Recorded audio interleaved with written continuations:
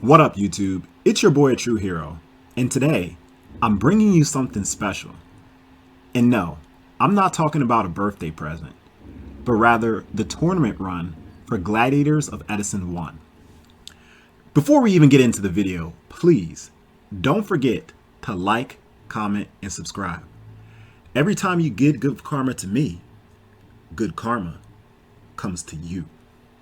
Anyway, for those of you who are unfamiliar with the tournament series, this was the first 3v3 Edison event, and it had a really large turnout.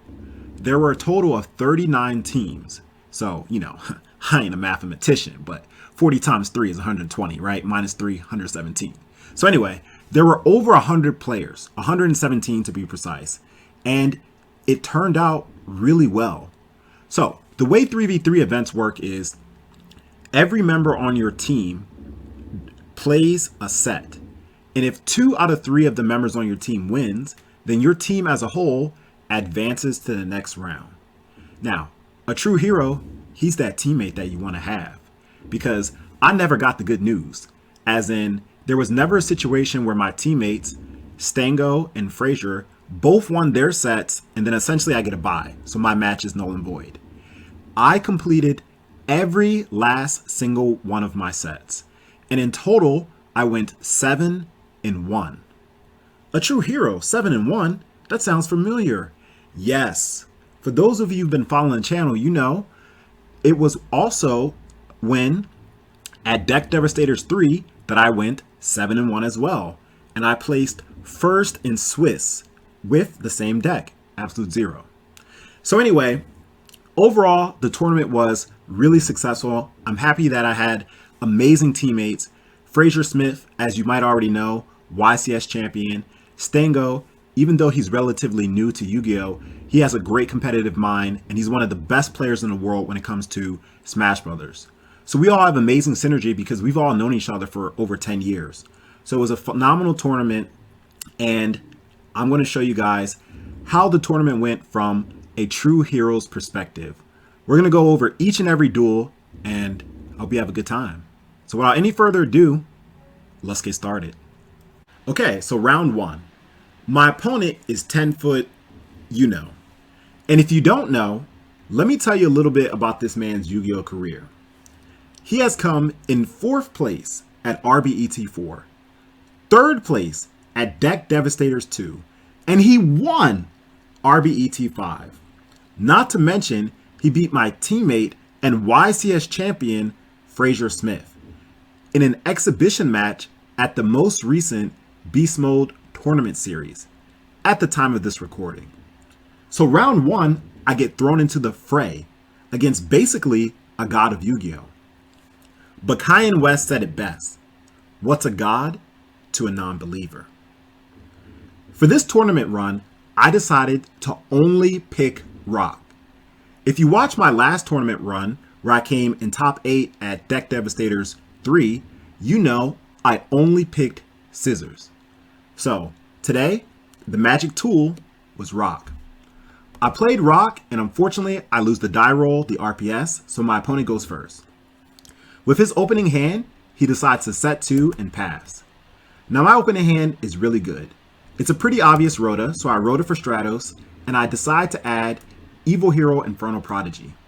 The reason why I add Prodigy is because Malicious is a liability.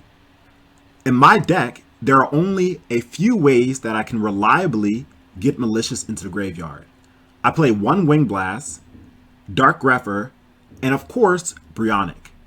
If I have one of these 3 ways, along with Future Fusion, so that would be the 4th way, then I can discard Malicious, easily get to the graveyard. However, even though I do have Diva in my hand, which would allow for a Brionic play next turn, the fact that my opponent has 2 back row sets means the odds of this Stratos surviving are very low. So it's not worth adding Malicious at this point.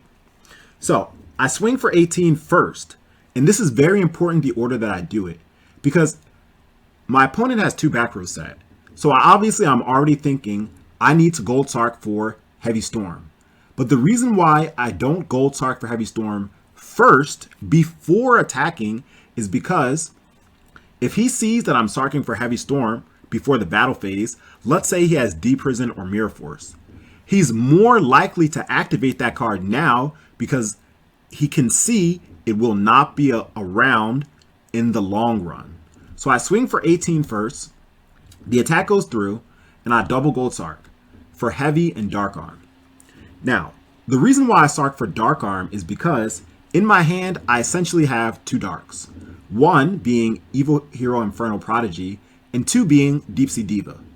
Even though Diva is a water monster, Diva is a one-card Catastor, and Catastor is a dark monster. So as long as I can pull one more dark, then I'll be able to summon Dark Arm easily. And a Dark Arm dropped after a Heavy Storm is played, it's usually just GG. So my double sark targets are Heavy Storm and Dark Arm Dragon. The attack goes through, I set Torrential, end phase, he Dust. He summons Army and sends Plague, which is really good for me.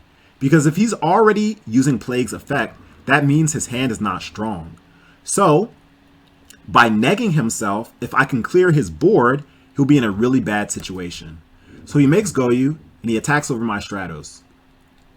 Now, on my turn, I draw Miracle Fusion. An excellent draw, because you can see I already have a hero and a water. But at this point, the play that I'm thinking of making is Black Rose, Special Prodigy, Normal Diva, get Spine Gilman, Black Rose, and then play Miracle Fusion, attack direct for 25. However, as soon as I Special Prodigy, he flips up Oppression. For those of you who don't know, Diva Hero only loses to two things, and that's one, Royal Oppression, and of course cards like Royal Oppression, such as Fossil Dyna, Vanity's Fiend, and Christia. And two, Diva Hero. Sometimes Diva Hero just bricks and it loses to itself. So these are the only two things that I honestly believe Diva Hero loses to. So now I'm in a bad situation because I don't have any further plays at this point. Thankfully, next turn, I'm going to get Heavy Storm. So as long as I don't get OTK'd, then I can get out of this bad situation. And since my life points are quite high at 7,000, the odds of me surviving are very high because my opponent can't special summon because of his own Royal Oppression. And he doesn't have Bayu or Sirocco in the grave, and we know that he just stacked a card. So he stops my Prodigy, he draws the card that he stacks, and he attacks direct with Stratos and Goyu. On my turn, I get the Dark Arm and the Heavy Storm. Now Gorz here is a really good draw, but at the same time, 2,400 life points is not the highest value of life points that I can ask for. But still, if he gets over my board, it's better to have Gorz than nothing else. Plus, Gorz can be the third dark if it comes to that. So I Heavy, clear both of his back rows, which were Royal Oppression and Deep Prison, and I summon Diva, and at this point, I no longer have access to Black Rose because Prodigy is in the graveyard. So I make the next best thing, which is Catastor. So I make Catastor and play Miracle Fusion to summon Absolute Zero. Now, this is a really strong position for me because I have Deck Devi in my hand. And I can easily Deck Devi the Catastor. So, Catastor runs over his Goyu and destroys it with his effect rather, and then Zero will run over his Stratos. Set Deck Devi, end turn. So now I'm in a good situation. In Edison format, when your opponent sets a monster, it's more than likely a hamster or a Raikou. So I flip up Deck Devi, tribute my Catastor, and lo and behold, hit two Raikous. Since I saw his hand, I know that he only has Solemn and Mirror Force. So I play Miracle Fusion, and I ask him if it's good, and he lets it go through. Now personally, I think this was a bit of a misplay, because he should have Solemned the Miracle Fusion, and then I am in a situation where Zero cannot attack, because I know he has Mirror Force. But he allows this Miracle Fusion to go through. So I summon Zero in defense mode, and since his life points are at 47, he's on a 2-turn clock. So swing with 1-0, and he Mirror Forces. He draws MST for the second turn of Deck Devi. So his back rows are now, knowingly, I know, right, that it's Solemn and MST. Two cards that cannot stop an attack. I draw for turn, swing for 25, And now, on his turn, for the last turn of deck Devi, he draws Hamster. Hamster immediately goes to the graveyard, and he has no follow-up. On my turn, the reason why I actually set Plague Spreader Zombie was because if my opponent top decked Brain Control. If my opponent top decked Brain Control, 1, deck Devi doesn't do anything to that, and 2, look at my life, it's 24. So actually I lose to the top deck Brain Control, but by setting Plague Spreader Zombie, it prevents me from losing from that card. Anyway, my opponent draws for turn, draws Hamster, Hamster falls to the graveyard, and that's game 1. Alright, so, game 2. I once again do not have the luxury of going first. And my opening hand here is not bad. But then for my 6th card, I draw the second Malicious. Okay? I don't want to hear that a true hero always draws broken with Diva Hero, and that's why he gets lucky. No, guys, you can see. Double Molly, like, I'm living the bad life too. I take the bad with the good and the good with the bad. So anyway, I open up Double Molly, which makes my Stratos target very easy. Obviously, I'm going to search out Prodigy. So my hand is really bad here. And as you know, I am not a fan of attacking into face-down monsters. But with the hand that I have, there's no way to play around face-down monsters. Like, I don't have a Caius. I don't have a way to summon Absolute Zero because I don't have any waters. So at this point, the only way that I can generate advantage is through battle. So Stratos attacks the face-down monster, which is a Hamster. Right? I was hoping that it would be a Raikou, but it was the worst case scenario, which was a Hamster. So his Hamster allows him to search out a Raikou from his deck, and I could set Torrential, but the problem is I need to generate as much advantage with Torrential as possible because my hand is so bad. So I don't set Torrential because it would be a kind of like a neg-1, right? Because Torrential would get rid of my Stratos, and the Hamster got the Raikou for free, right? The Hamster was a +1. So even though it's a 2 for 2, the Hamster kind of like got the Raikou for free. So it's really like I went neg-1 on Torrential. So I don't want to set Torrential in this case, right? So his turn, he draws, and he just sets a monster and he ends, which makes me really happy because that means if I play Torrential later, I'll get more value out of it. But I draw in the Sangan, which was the perfect draw. I've mentioned this before in my deck analysis video, right? There was a Diva Hero player who did not play Sangan in his deck. Guys, you need to play Sangan if you're going to play Diva Hero. Why? Because 1, it gives you access to a water and a hero, and 2, for situations like this. Now, when Sangan dies, I can search out a Plague Spreader Zombie. So I know that this card here is a Raikou, but this card is unknown because he just said it. So Stratos attacks, and he gets rid of the Stratos. Now, this is a really interesting situation, right? Because looking at his back rows, which I didn't know, he has MST and he has Bottomless. Now, of course, this situation is not good for him, but I think he should have Raikou'd and got rid of the Sangan. The reason why I think it would have been good to get rid of Sangan instead of Stratos is because he would have kept a Raikou on his field, because we know that this card is Raikou. So if Stratos attacks this Raikou, and then this Raikou targets Sangan, he gets to keep a Raikou on his field, right? And Stratos isn't too much of a problem because he has Deep Prison. So at any point in time, he can get rid of Stratos whenever he wants. But anyway, he chooses to get rid of Stratos, and that allows my Sangan to destroy the face-down Raikou by battle. And I search out Plague.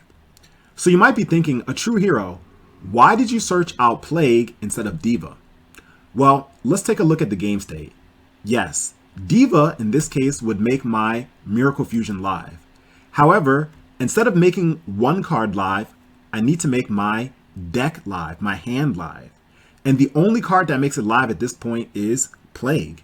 Because what I can essentially do is make a Brionic, pitch Malicious, and then stack the other Malicious with Plague's effect, and then make a level 8. Diva is really good because it gives me access to things like Black Rose, and it also allows my Miracle Fusion to be live. So don't get me wrong, Diva is a really good card to search out too, but it still leaves me with 2 dead cards in my hand. So essentially what I decide to do is to search out Plague to make my hand live. So I search out Plague and I set Torrential because I don't want to go for the Mind Control Plague just yet because his back rows are unknown, and I want to use it as a last resort. He MSTs my Torrential, which is a little unfortunate, and then he rotas for Army Knight. Summons Army Knight, sends Plague, and he goes for damage. So I take 25, I press the thinking face, or rather he presses the thinking face, and then he decides to set Mirror Force. Now when he sets Mirror Force here, I have a read that this card is not Mirror Force. Not Mirror Force. So let's see why. I draw Fossil Dino for turn, and now I don't have a choice. I need to go for the Mind Control play. So I Mind Control his Hamster, and I Synchro into Brionic. Brionic effect, pitch Malicious, and I return a back row. The reason why I choose a back row is because, one, I don't want to return Army Knight and then he'll get his effect, and then he could send a card like Vayu or Sirocco. So I just have to choose a back row. So I rolled the die, evens odds, and evens chose this one. So it returns to the hand, and he chooses the Bottomless My Brio, which I'm okay with. So at this point, I make a level 8, and I think long and hard about which level 8 to make. So let's look actually at his grave. He has Plague Spreader Zombie in the graveyard, which means if he draws any level 4 monster at any point in time, he can make Goyu Guardian, right? 4 plus 2 is 6, Goyu Guardian. So there are only 2 level 8s in consideration at this point, and that is 1, Stardust Dragon, 2, Thought Ruler, right? Of course I can make Colossal Fighter, but the reason why Colossal Fighter and Stardust Dragon are off the table is because if he has access to a level 6 and I make Colossal Fighter, he's going to make Brionic. And then Brionic, my hand cannot deal with a Brionic because, look, once again, no waters. He can just keep returning my cards again and again and again, and essentially I'm going to lose out to Brionic. So I don't want him to make Brionic, right? So that's why I choose not to make Colossal Fighter. It's like chess. I'm thinking a turn ahead. And I don't want to make Stardust because if he makes Goyu Guardian and he takes my Stardust, then my Fossil Dyna is useless. So essentially, I want to make a level 8 that forces him to make Goyu. So the best level 8 to make in this case is Thought Ruler. So I make Thought Ruler, and Thought Ruler not only kind of tricks my opponent into making Goyu Guardian if he pulls a level 4, but it also increases my life, right? So I make Thought Ruler, and on his turn, just as I suspected, he makes Goyu Guardian. And like I said, if he had made Brio in this game state, I lose. I have no out to Brio, right? So he makes Goyu, and he takes it, all according to plan. I wanted him to do that because now, if he runs into my face-down Fossil Dyna, his board is clear. So I draw for turn. I draw Deck Devi, which is dead at this point, unfortunately. But I'm able to set my Fossil Dyna. On his turn, he draws the card that he stacked, and he runs into my face-down Dyna, which is perfect. So now I'm in a really good game state, right? Because, as you can see, the game state is 4-3. I'm at a +1. And remember, guys, he went first. Not only am I at a +1, but my life points are also higher than his, even if only by 100. Unfortunately, I don't have any playable cards at this point, and neither does 10-foot. So we're both in the state where we have to draw, pass, draw, pass. He sets a back row. But I'm okay with him setting back rows because I have Heavy Storm, and then I also pull in a Dust Tornado. So draw, pass, draw, pass, draw, pass, draw, pass. And like, I have really good cards, but none of these cards do anything in this game state. So I'm forced to set a card because I would have to drop one during my end phase. So I choose to set Dust Tornado. So he swings with Spirit Reaper, which is a really unfortunate top deck because now I'm going to lose a card out of my hand and there's nothing I can do about that. So it's like I'm kind of losing some of the advantage that I generated. So he hits Brain Control, a really good hit, and I draw Caius. So at this point, I can Heavy Storm. But I don't want a Heavy Storm because it would be a 3-for-3. Plus, I have Dust Tornado set. I actually have a read that he has Royal Oppression set, but because I have Dust Tornado, I'm not worried about it at all, right? So, Special Prodigy, he Oppressions, and I'm able to successfully summon Prodigy and sack for Caius. Caius hits the Reaper and attack direct for 24. And as you know, I have Deck Devi set, which means if he Mirror Forces or D-Prisons, then he is in a terrible spot. And what do you know? He flips up D-Prison. So now I get to see his whole hand, and he's under Deck Devi for the next 3 turns. So Deck Devi is literally doing God's work. I set MST, and honestly, I'm thinking that there's no way he can possibly win this game. The reason why I set MST is because you see I have Gores. So if he draws a monster and he attacks, then I'm going to flip up MST, hit his back row, and drop a Gores. So on his turn, he draws a Vayu. Vayu goes to the grave immediately, which isn't bad for him. Definitely not a bad Deck Devi target to hit. Luckily for me, he doesn't have any Sirokkos, and he has so many Darks in his graveyard that Dark Arm is dead for the rest of this duel. So his hand is unplayable at this point. It's literally unplayable. But so it's mine, right? I need a Deep Sea Diva badly.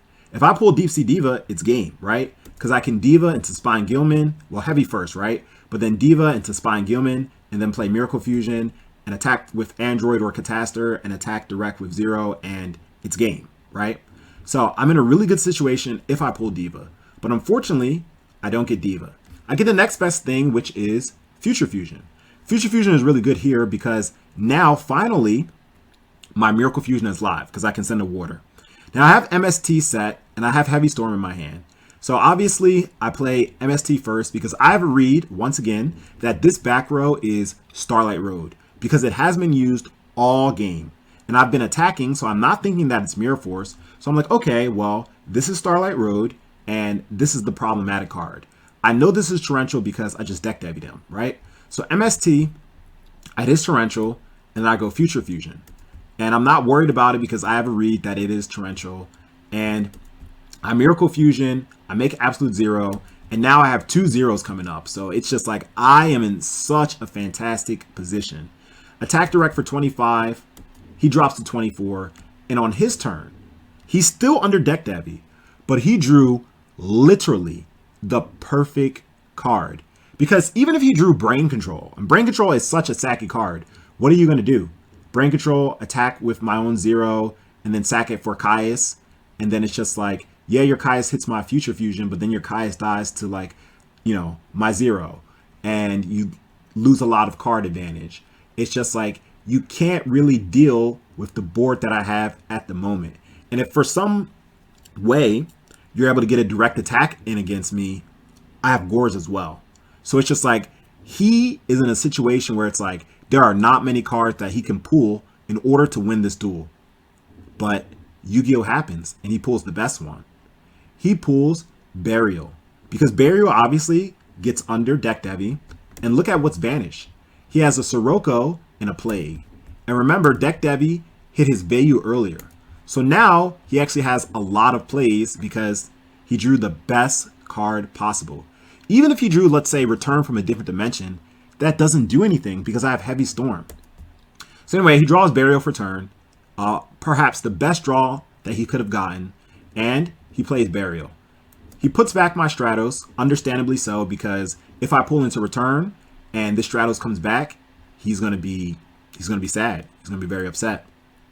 So he summons Sirocco out of his hand, and he summons Armwing with Vayu's effect. Pumps up Sirocco, and then makes a Stardust. An expert play, top level play, because a lot of duelists would not have seen that play. But the thing about 10-foot is, like I said, he's not a slouch when it comes to Yu-Gi-Oh! And he has been playing this deck consistently. So if anyone knows how to play Vayu Turbo, it's him. But whereas he might be the expert with Vayu Turbo, you already know who the expert is with Diva Hero. So anyway, he runs over my Absolute 0, and now he's able to Tribute Stardust to negate. I finally get a Diva 1 turn too late. She came too late. Because now Diva's still good here in this situation, right? Because I can make Magical Android. And essentially what I want to do is make Android attack over his Sirocco. And next turn, assuming he doesn't have anything, then he'll kill my Android. And on my turn, I'll get absolute zero, right? So even though his board is very strong, essentially, Diva kind of bailed me out. So I go Diva, get Spine Gilman. I love the side comment here. Have you not drawn Gilman? Well, I drew double malicious, you know? Like, I think drawing double malicious is way worse than drawing a Spine Gilman. All right, I'll take Gilman over double malicious any day. So anyway, I make Magical Android here. And remember, I have the read that this is Starlight Road. Android attack, and I see Mirror Force. I couldn't believe it, especially because I have Heavy Storm. I could have Heavy Stormed that Mirror Force turns ago, but my read was it was a Starlight Road. So I made the wrong read, and that cost me, right? So now I'm in a situation where I have to heavy my own card. And if he tributes Stardust to negates here, he wins. The reason why I have to heavy my own card is because I need to make room for Goris. So I heavy my own card, expecting him to negate, but he actually lets it through, which is good for me, because now I can successfully drop Goris. On his turn, he draws for the third turn of Deck Devi, draws in a Dark Arm, attacks with Sirocco. I take 2 Gs. I know that he has Caius, so I actually cannot afford to take a Stardust here, because that'll drop me to 200, and then he'll normal summon Caius. Caius bandits himself, and that'll be game. So I drop Goris right now, and he runs over the token, and then he sacks for Caius and clears my Goris. So at this point, there are not many draws that can help me, right? I have well beyond 3 Darks in the Grave, so it's like the only thing that kind of helps is absolute zero, right? I need to draw a Miracle Fusion. And then even after that Miracle Fusion, I'm going to need like some good cards to draw afterwards as well. I draw for turn, I draw a return. An amazing card. Absolutely amazing card. But it's just like, I don't get to use it offensively. I have to use it to save my life, right? So that's exactly what I do. He goes for game. I flip up return. I defend my life points. This would have been so good if I got to use it offensively. But I use it defensively, and I draw for turn. Diva being dead because I already used Spine Gilman, so that's just game 2. All right, on to game 3. So finally, I get to go first, right? You know, knees weak, arms heavy, mom spaghetti. So I open up Dust Shoot. Amazing. Whenever you open up Dust Shoot turn 1, it's just, whoo, boy, you're in a good situation. I Dust Shoot, I look at his hand, and his hand is really good. He has Royal Oppression, the card that beats my deck, but I'm not too worried because I have Heavy Storm. So I I Dust Shoot, and I send back his Sirocco. And at this point, what he decides to do is Rhoda for Dark Refer to thin out his deck. And he doesn't go offensive because once again, 10-foot's a good player.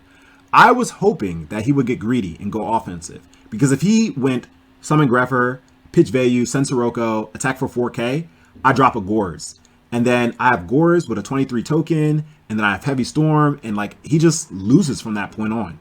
So he makes the right read. He sets Raikou because it's the safest play, and I know that back rows oppression. I draw on the Spine Gilman, of course, right? He was asking earlier, why don't I draw into it? Well, there you go.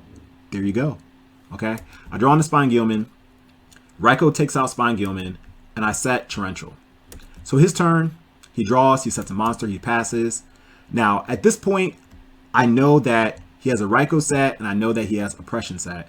My hand is good, but it's not a hand that I can make a good play with yet. In order for me to make a good play, he has to put some aggression on the board. So there are like really like kind of niche plays that I could do. Like I could go special summon Dark Refer by pitching Gores, and then Dark Refer effect, send like the Caius out of my hand and send a play. But it's like, it's so bad because it negs me so much. And it's like, it's not worth it, right? Or even I could go like pitch Gores, special summon Greffer, sack Greffer for, you know, Caius, and it's of course playing Heavy Storm first, but it's just like, it's so bad because it negs myself so much. So just pass. So I draw and I pass. His turn, he thinks, he sets a monster. I'm okay with this. I draw and I pass. The game state hasn't changed. And now here he flips up Hamster and gets a Raikou.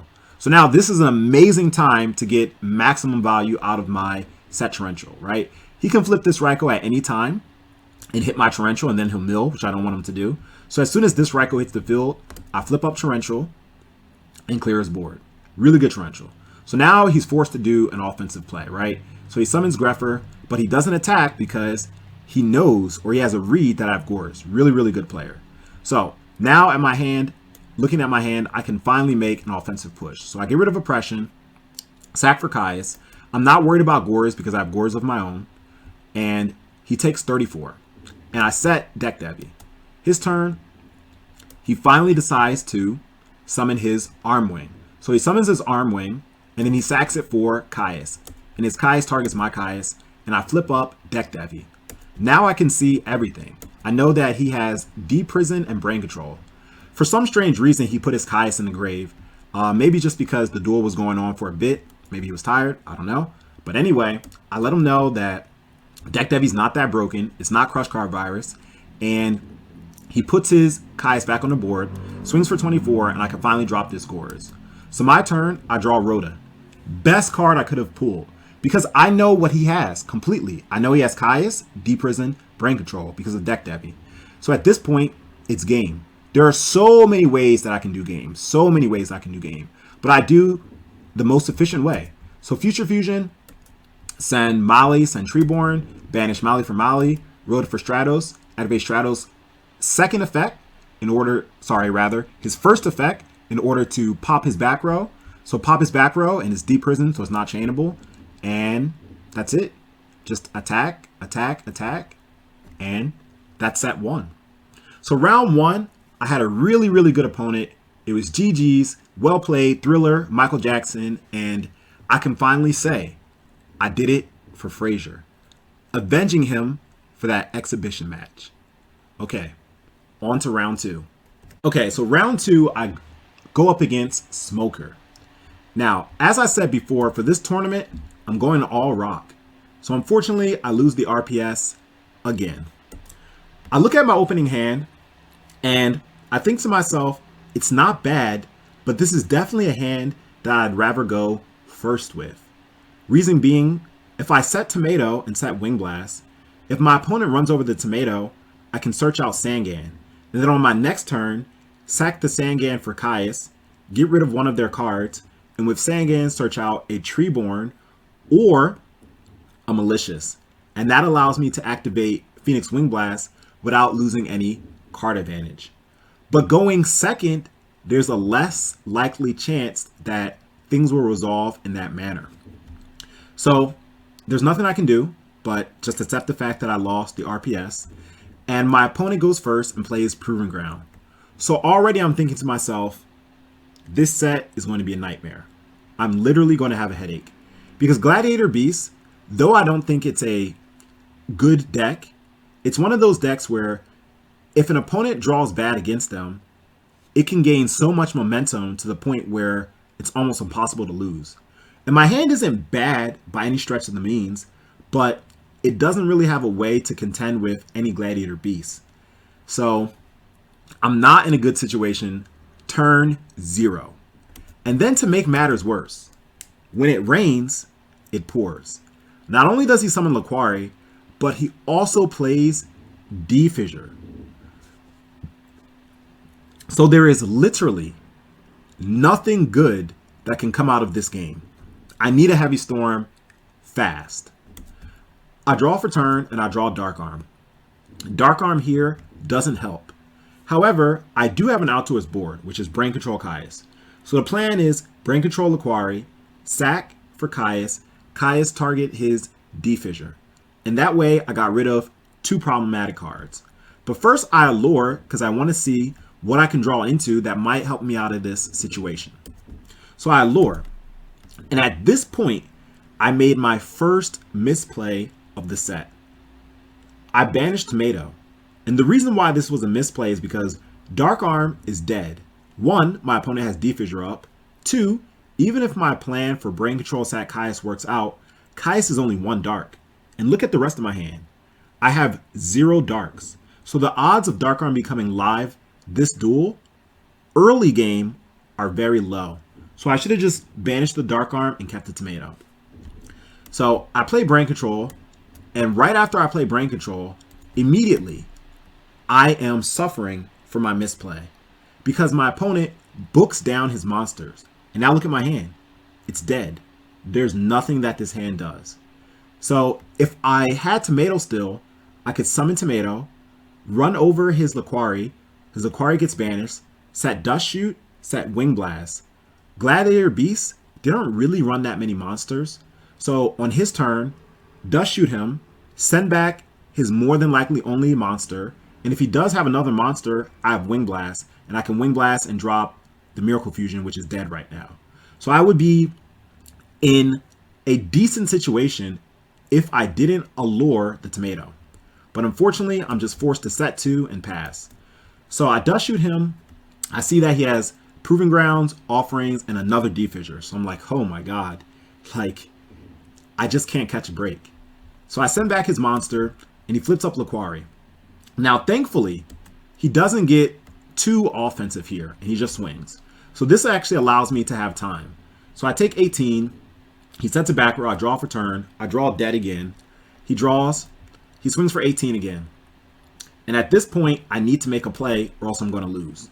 Now, I finally have an option to play the game, right?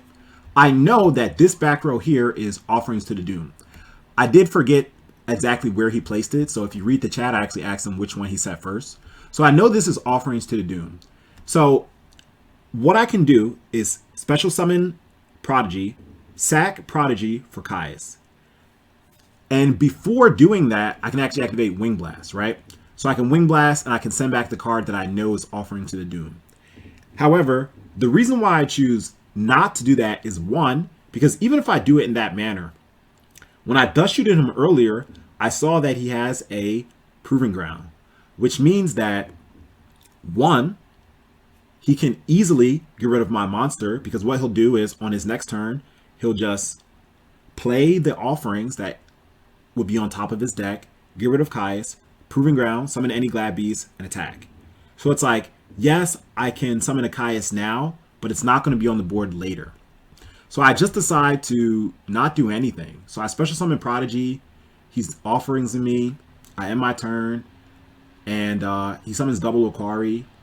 I Wing Blast to buy myself time. He Dark Bribes. I don't pull in the Gores, so I just scoop. That's game 1. And that's what happens when, you misplay. So game 2. My opening hand for game 2 is not good at all. Like, this is not a hand you want to pull against GBs, right? So I need to make this hand live as soon as possible. So I need to Sark for Future Fusion. So I Sark for Future Fusion, and I do the classic Treeborn Torrential play, right? His turn, he summons Ready Ari, and I say okay. The reason why I say okay is because Ready Ari does not do anything. Like, yes, I can Torrential this Ready Ari, but it's just like, for what purpose? There's no purpose. Moreover, this is game 2.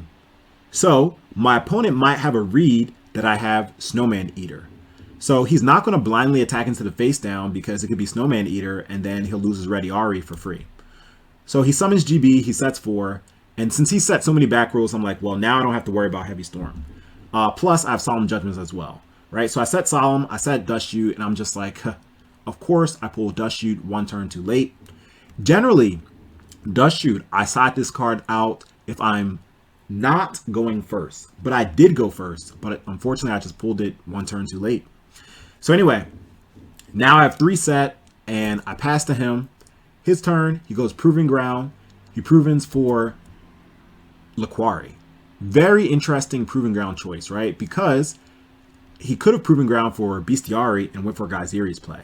But instead, he Proving Grounds for Laquari, and I Torrential, he Starlight Roads, and I Solemn. So now everything is going to the grave, okay? But I'm in a bad situation because 1, I'm down a game. 2, I'm down in card advantage, and I went first. And 3, this Dust Shoot is dead. So it is not looking good for your boy, A True Hero.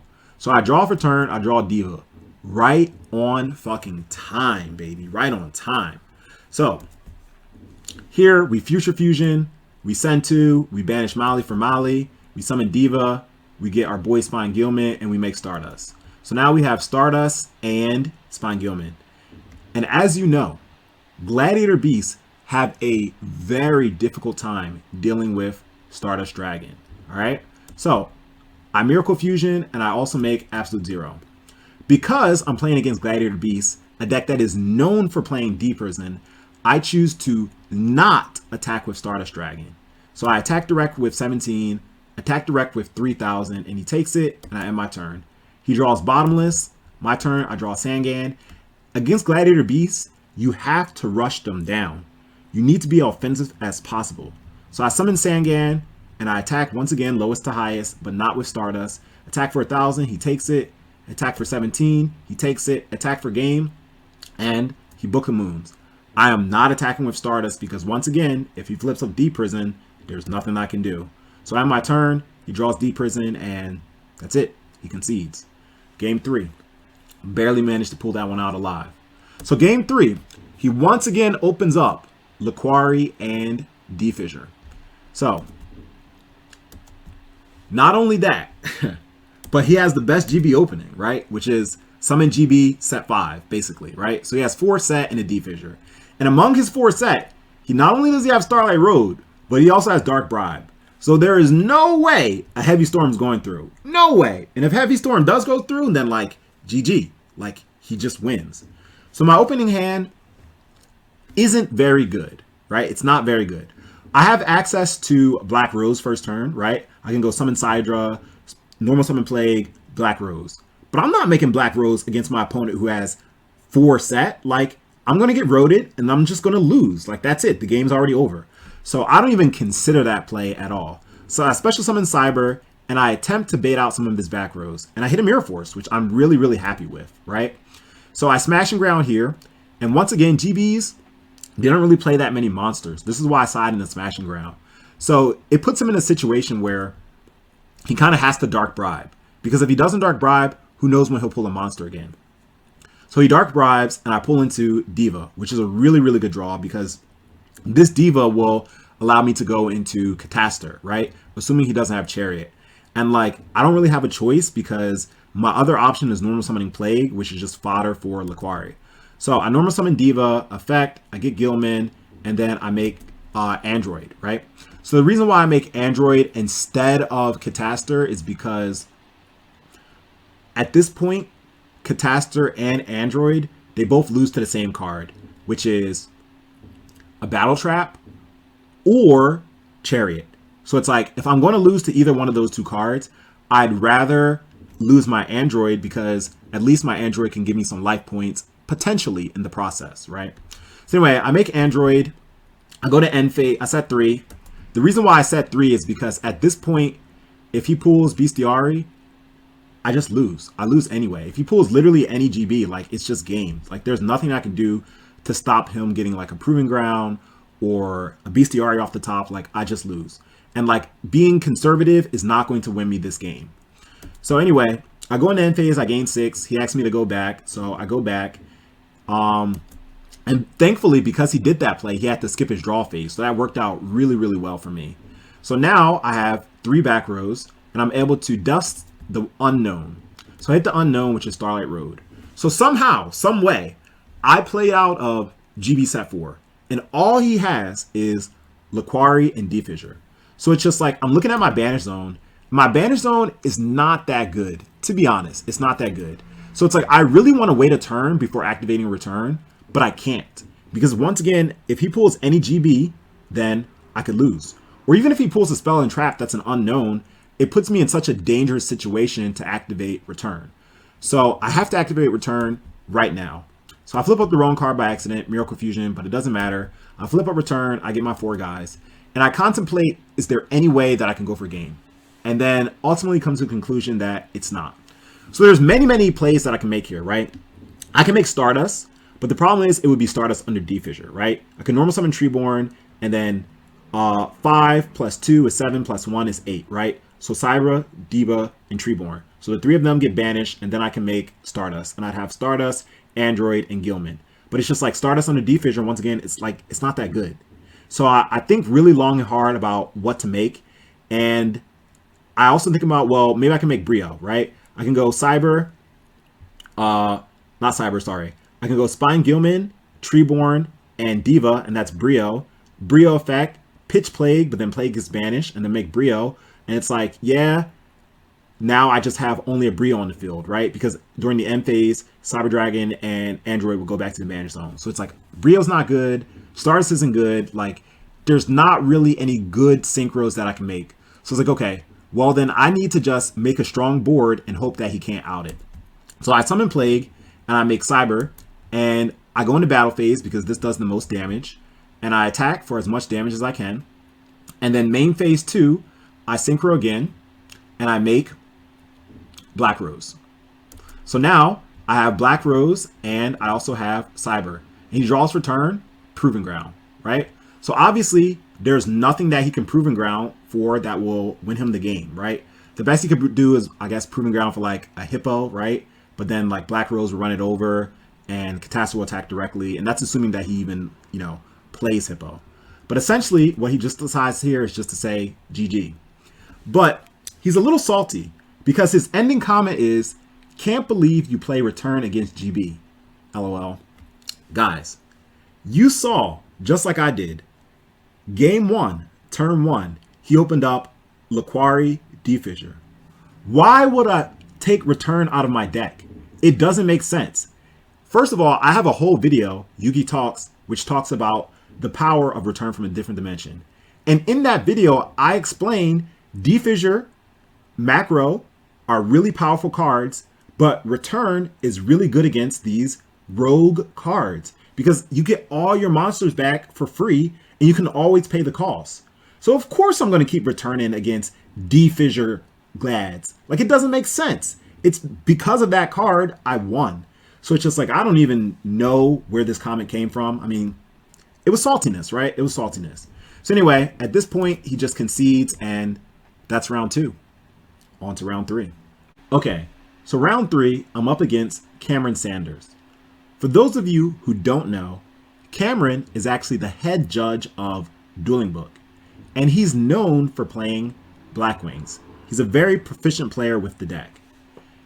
So I decide to pick Rock again, and I lose. So if you've been following, I'm 0 for 3 for the RPSs. So it's just not my day. You would think, a true hero, you need to play something else. Rock's not doing it. No. All right? I'm going to stand iron strong with this Rock. Eventually, I'm going to win. Okay? Anyway, so I lose the RPS, and I look at my opening hand, and it's okay. Not the best hand, but definitely could be better. My opponent goes first, and I'm expecting him to play Black Wings, but he goes Summon Diva. And I'm like, oh, okay. I'm not sure at this point if he's playing Diva Zombies or Absolute Zero. So he makes Magical Android. Now, the thing we have to keep in mind is, usually Diva Zombies do not play Spine Gilman. But still, I don't want to assume that he's playing Absolute Zero, so I just keep in my mind, okay, Diva Zombies or Absolute Zero. He gains 600, I draw for turn, I draw Stratos. So Stratos obviously isn't beating over Android, and I don't want to just send my Malicious out there to die. So I'm like, all right, I'm going to search for a tuner. I need Diva anyway, so set Sangan, set Bottomless, pass. His turn, he thinks for a bit, and he just ends. I guess this comes from lack of knowledge of my deck list, but I don't play Snowman Eater. There was no reason not to attack. Or maybe he knew my deck list and he knew it was a Sangan and he didn't want me to search with it, right? But either way, the fact that he didn't attack my Sangan was beneficial. Because I drew Kai's Return, right? Which was an amazing card off the top. But even if I didn't draw Kai's Return and he didn't attack my Sangan, my initial play would be sacrifice my set Sangan for Malicious, search out Diva. And then that way, the following turn, I could do a lot of broken plays because I have Malicious in the grave, I have Diva in my hand, you already see I have the Miracle Fusion, so my deck opens up a lot of different possibilities at this time. But best case scenario, he didn't attack and I drew Caius, so thanks. So anyway, I draw Caius, I sack Sangan for Caius, search out the Diva anyway, and I swing for 24. He deprisons, and I'm not upset at that at all because this hand is absolutely busted now, right? The only thing that can make this hand better is a Dark Refer, because if I had Dark Refer, I could do a lot of damage because I could discard Malicious easily. And if he didn't gain 1,200 life points off of Magic or Android, I'd actually be able to OTK him with a Dark Refer. So his turn, he heavies. I'm okay with that because it's just bottomless. And he sets a back row. And look at that. Look at that. I drew the Greffer. It's like my deck was like, hey, boy, you want that Greffer? I got you, fam. So what I decide to do is go for the Diva Hero OTK, which is a level 6, a level 8, and absolute 0. But unfortunately, because he's at 9,200, it's not an OTK. So actually, before I did this play, I thought long and hard. And I was like, okay, I cannot kill him. That is not going to happen. He has too much life points. However, if I can drop him down to 800 life points, that's good enough because he's outside of brain control range and he has to deal with a large board. And at this point, the only way that he could deal with this board outside of course, brain control, which his life points would be too low, would be Miracle Fusion. And I was like, even if he does Miracle Fusion and he clears my board, I still have Stratos. So I go for this play and it drops him exactly to 800, right?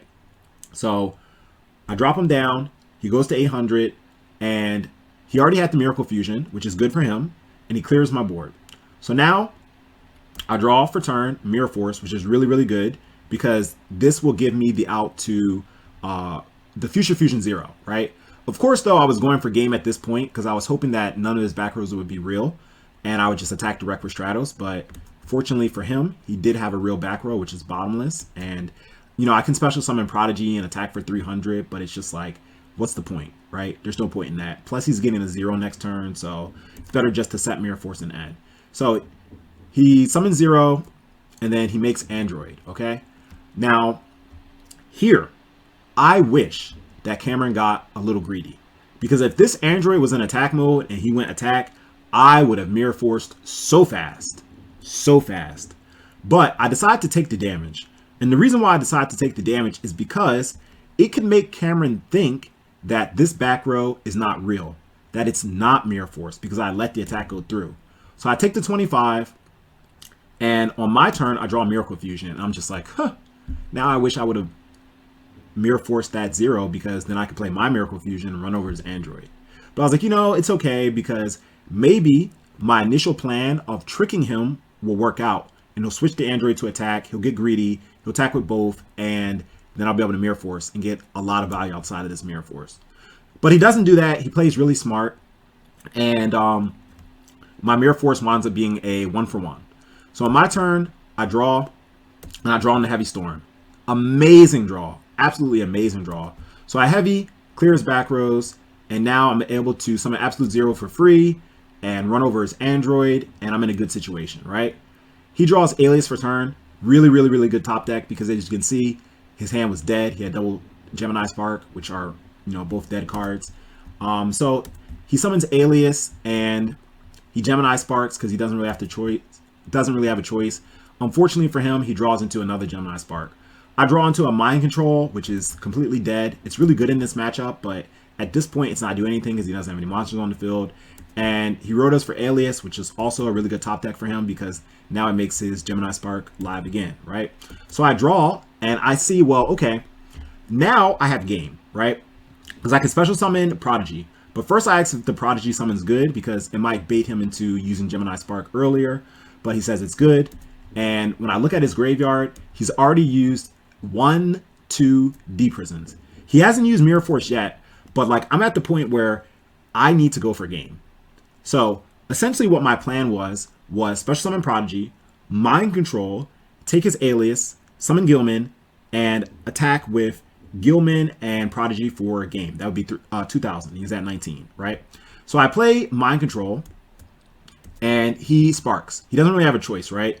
Because he could fear me playing Miracle Fusion. And if I Miracle Fusion and I banish his Alias and any water that I have in the graveyard, then he loses, right? Because his other back row is Gemini Spark. So anyway, he sparks and he gets rid of my Prodigy. And I'm like, all right, well, I got to keep this pressure going. I swing for 17 and it drops him down to 200.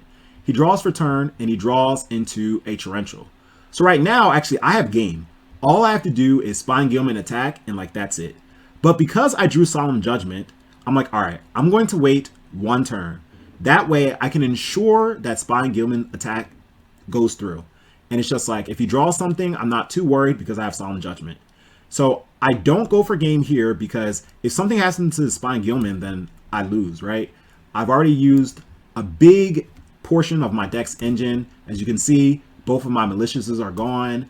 I've used 2 absolute zeros, so it's like my deck doesn't have that much steam left outside of Return from a Different Dimension. So I decided to be conservative here and just wait one turn before going for game. I set Solemn and he draws Honest, and then I draw Miracle Fusion, which is really, really, really good here. So I'm like, okay, I have Solemn set, so I'm just going to go for game.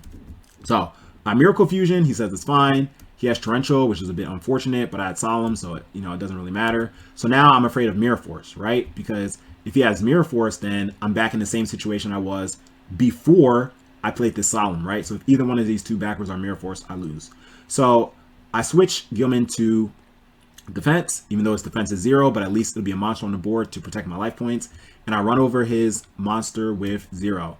So I'm like, okay, now on my turn, if this attack goes through, it's game. But he draws into Dimensional Prison. And I'm like, okay, that's fine because I have a 0 on board. And he's outside of brain control range. So the only thing that he can really draw to kind of like stop me from killing him is Miracle Fusion of his own, right? And he is due to draw a Miracle Fusion because, look, he's only played 1 Miracle Fusion. Yes, he has 2 zeros in the grave because he Future Fusion for 1, but he still has 2 Miracle Fusions left in his deck. So on my turn, I start for Dark Arm. Even though this game has been going on for a while, look at that, 3 darks, okay? So I'm like, Dark Arm is the perfect card right now that would win me the game if this duel lasts for another 2 turns. So he draws, and he draws into a set Ocean. So I draw for turn, I draw Future Fusion. I don't play it because I don't want to mess up my graveyard, right? And I'm thinking to myself, okay, I'm still not going to attack. The reason why I'm not going to attack is because Torrential is gone. So he cannot play anything to stop the summon, right? Torrential is gone. Like, arguably, he could have, like, Bottomless, but Torrential is gone. But Mirror Force is not gone.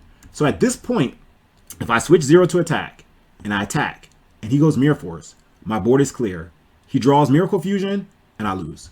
So I'm like, my best way of winning is Dark Arm. Because if I draw Dark Arm on, not draw, but Dark Arm is coming to my hand next turn because I start for it. I have 3 darks in the grave. It'll clear these 3 cards, and I'll be able to attack direct for game. So I just decide to pass. So I pass, and he draws Miracle Fusion, right? He was due to draw it. He Miracle Fusions for 0, and then I get my Sarked Dark Arm. So like I said, Torrential is gone. So I don't really have anything to worry about except for if he has the second Bottomless, right? If he has the second Bottomless, then it'd be really unfortunate. But I summon Dark Arm. He doesn't have Bottomless. I Prio, evens odds. I hit the Gemini Spark. I hit his second back row. So now he doesn't have anything. His board is clear. So I go Dark Arm Dragon, and I hit my own absolute 0. It didn't matter if I hit mine or his. The result is the same, that both fields get cleared. So destroy absolute 0. Both the fields are clear. Summon Tomato and attack for game. Really, really rough game 1. Now, I'm not sure why, because Cameron's actually the one who hosted this set. But he hosted on single siding. So that's why it said a true hero won the duel, even though it's just game 1. So I don't know. Anyway, game 2. So game 2, I open up, not bad, but not strong, right? Brain Control and Mind Control are really good against the mirror match. And I have Diva as well to convert whatever monster that I take. However, if anything happens to like my normal summon to get stopped, like a pulling the rug, then I'm kind of in a bad situation. And I'm not going first again. So Cameron goes first. He opens up first turn Stratos. And then he sets 2. And then he flips up the card that hurts me the most, which is Dust Shoot, right? Because now he knows my hand completely, and he sees that this hand doesn't do anything, right? Like, Mind Control doesn't do anything here. Like, Brain Control doesn't do anything here, right? I mean, I guess, like, worst comes to worst, I can Mind Control or Brain Control and summon my Treeborn and Miracle Fusion, but it's like, I don't really want to do that, right? So I just set Treeborn and I pass. His turn, he Wing Blasts me because he knows that my hand is bad, and I'm just like, well, that sucks. And then he swings with both. So now I'm in a terrible situation because he has Ocean on the field, and if Ocean remains on the field, then he can return his Stratos and generate more advantage. So it's like, I don't have a choice. Now I have to make absolute zero, even though I don't want to. So I look at his grave, and as we can see, he doesn't have any waters, right? So I need to take his Ocean, right? Because at this point, I'm going to make absolute zero with one of his monsters. And Treeborn's a water, and these guys are both heroes, so I can use either one of these. So I take his Ocean because that is the threat, right?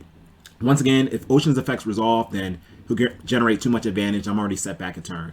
So I Miracle Fusion, I make absolute zero, and I swing, and I get deprisoned, and I'm like, okay, well, this isn't too bad because I still have Brain Control and I still have Allure. All right, his turn, he summons Honest, and he swings for 11. Now, I see that he has Spine Gilman because I'm watching the replay. I'm not sure why he elected to summon Spine Gilman instead of, rather he elected to summon Honest instead of Spine Gilman. I would have gone for more damage. But anyway, I draw for turn, I draw Fossil Dyna, and I think here, okay, I know that he has Honest, but like Fossil Dyna isn't really helping me right now. Like, I could summon him an attack, and like, I guess he holds off on Honest, but he's at 8,000, so it's just like, Fossil Dyna's not doing anything. So I just set him, and I pass, and on his turn, he sets a back row, and he passes. On my turn, I draw into Gores, and I strongly think about alluring him, because I need to pull into some good Yugis. Like, this hand isn't exactly doing the most for me. But I'm like, all right, well, it's time to get offensive. Like, if he doesn't have anything, because I think he only has the Honest, right? Because he hasn't summoned a monster. I'm like, I'm going to get offensive. Flip up Fossil Dyna, attack direct for 12. It goes through. He draws into Heavy Storm, which is unknown to me at the time. But he summons the Spine Gilman that he already had. He runs over my Fossil Dyna. Okay? I draw for turn. And once again, I heavily think about alluring. Because if I allure the Gores and I set return, I can bring back Gores from return. The problem is I don't have anything good in my Banish Zone. So it's like, it's stronger to drop Gores through a direct attack than it is to bring them back from return. So I just pass. On his turn, he wrote us for Alias. I take 17. I know that he has Honest because he normal summoned it before. So I can't summon anything in attack mode or else he'll Honest over my guy and that'll be game, right? Because I'm at 14. I would take 19. So I summon both in defense. He runs over the token and I draw for turn. I draw Econ. So I'm like, okay, I can't not play Allure of Darkness because if I leave Gores here, he'll go Alias, attack, Honest, attack direct, Spine Gilman, game. So I have to play Allure of Darkness here. I don't have a choice. So before playing Allure, I need to set my back rows, right? Just in case the blind Allure doesn't go through, then I don't lose all my cards. So I set everything. Well, first I attack, right? To see if the attack goes through. And I set everything. And I'm like, okay, I'm not going to blind Allure just yet because I have enemy controller. But I really thought about it. But I was just like, you know what? I'm not going to do it. So anyway, on his turn, he goes Heavy Storm. And I'm like, well, that fucking sucked. Because I was like, if he didn't have Heavy Storm, then like, I could have potentially like played out of this bad situation. But anyway, he goes Heavy Storm. And I have to take his Alias because then he just wins, right? So he Heavy Storms. He gets rid of all my cards. And I really needed those cards, right? Brain Control is really good, right? Return is really good. And yeah, I'm just sad. So I draw Allure and I pulled two really good cards, but it's just like in this situation, they don't help. And I'm just thinking to myself, damn, I wish I had that Brain Control, right? Because if I still had that Brain Control, then I could have went Brain Control on his, Heavy first, right? And then Brain Control on his Alias and sack for Vanities. And this is pulling the rug, right? So he'd take 24 and I'd be in a strong position, right? But anyway, that's not how things went down. So his go, he runs me over and, you know, gets destroyed by battle. And my go, I draw Diva. Really good draw, okay? Now, mind you, let's look at the game state. I've not drawn a single Diva, and I played 3. So the odds of me drawing Deep Sea Diva are very high. I haven't played 1.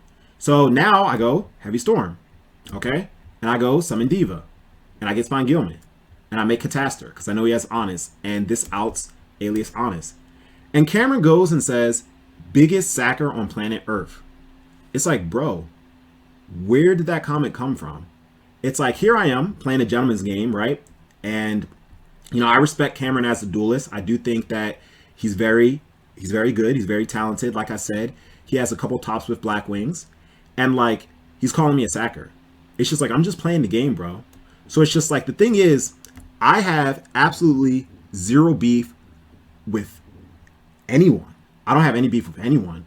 But, like, when people call me out and people say, like, oh, a true hero win because he got lucky, then it's just like, if you want to bring the smoke to me, I'm going to bring the smoke back to you. So I was like, bro, like, have you ever won a set against me? Because me and Cameron actually played at RBT Rulers. And when we played at RBT Rulers, he was playing Black Wings at the time, and I beat him in the set, and I knocked him out the tournament. And, you know, he actually rage quit, right? So it's just like, okay, I don't know why you're calling a person you've never beat a sacker.